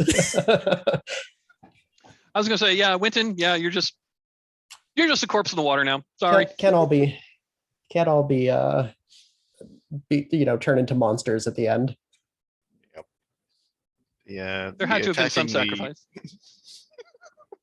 It's fine. The real monsters were the friends that we were from the beginning. Yep. I love it. That- Thank you, that game folks. was This was everything I hoped for.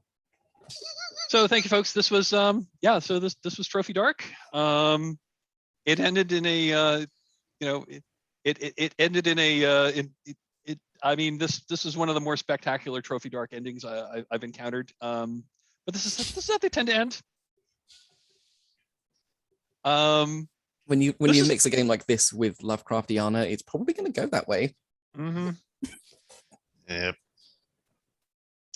Oh, I don't want to go back to town and get charged of manslaughter. Who wants to do that sort of shit?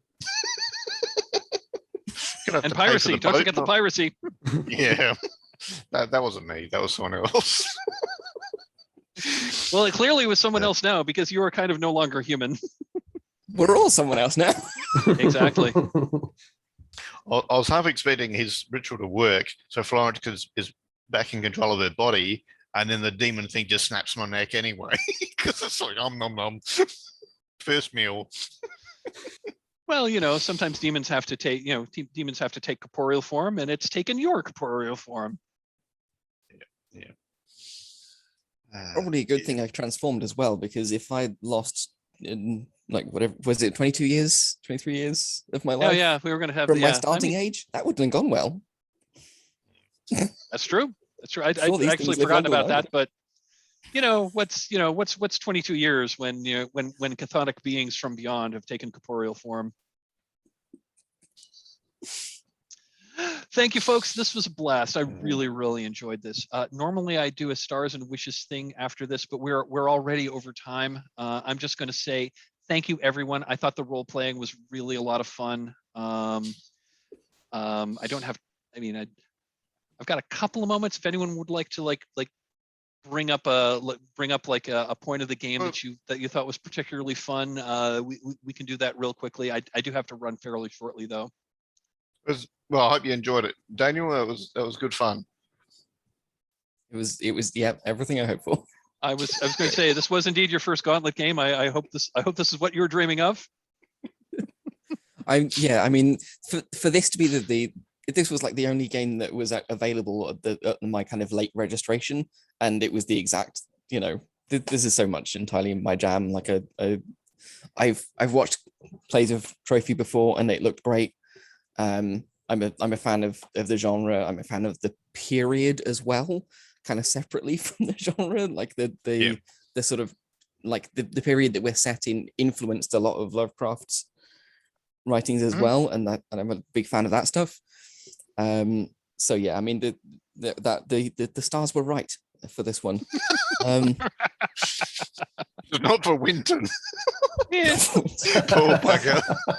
Poor Winton. Alas. Yeah. Thanks Next for time everyone. you can stab me. Great. It's on me. Alas, the con man ended up dead in the ditch or dead in the water.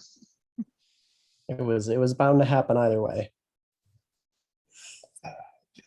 I had a ball. This was so much fun. This was so much Yeah, fun. thanks to everyone. Yeah, this was the role great. playing Thanks, was everybody. great. Thanks to everyone for leaning hard into the playing to lose. I thought I thought Ring 5 was great. Yeah, this is so much fun, folks. I really enjoyed I thought this. we were all going to get a point of ruin from the boat crash. Just some physical damages. I mean, that's what the ruin roll was for. Your ruin doesn't go up unless the dice tell you. That's one of the few hard and fast rules of Trophy. Yep. Your ruin doesn't go up unless a dark die tells it to. So that's why I gave everyone a ruin roll there.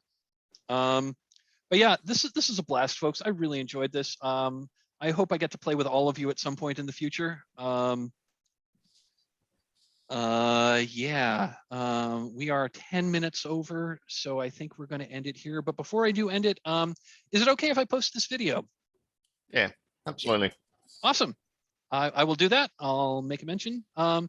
One thing I'll tell you, one thing I want to tell you, Daniel, as a newcomer, the Gauntlet has, we have a public forum that anyone can post on. We have a private Slack channel that is open to anyone who has played at least one game with us. If you were, the Slack channel is mostly, we talk about the community itself. If you're interested, I can ping the Gauntlet. I can ping the Gauntlet community and have them send you an invite if you're interested. Oh, yeah, great. Okay, I will do that. So thanks again, everyone. I really hope I get a chance to play with you. I'll play with each of you again at some point in the future, and have a lovely rest of day. It's good fun. Thank you all. Likewise. Pleasure, folks. High five.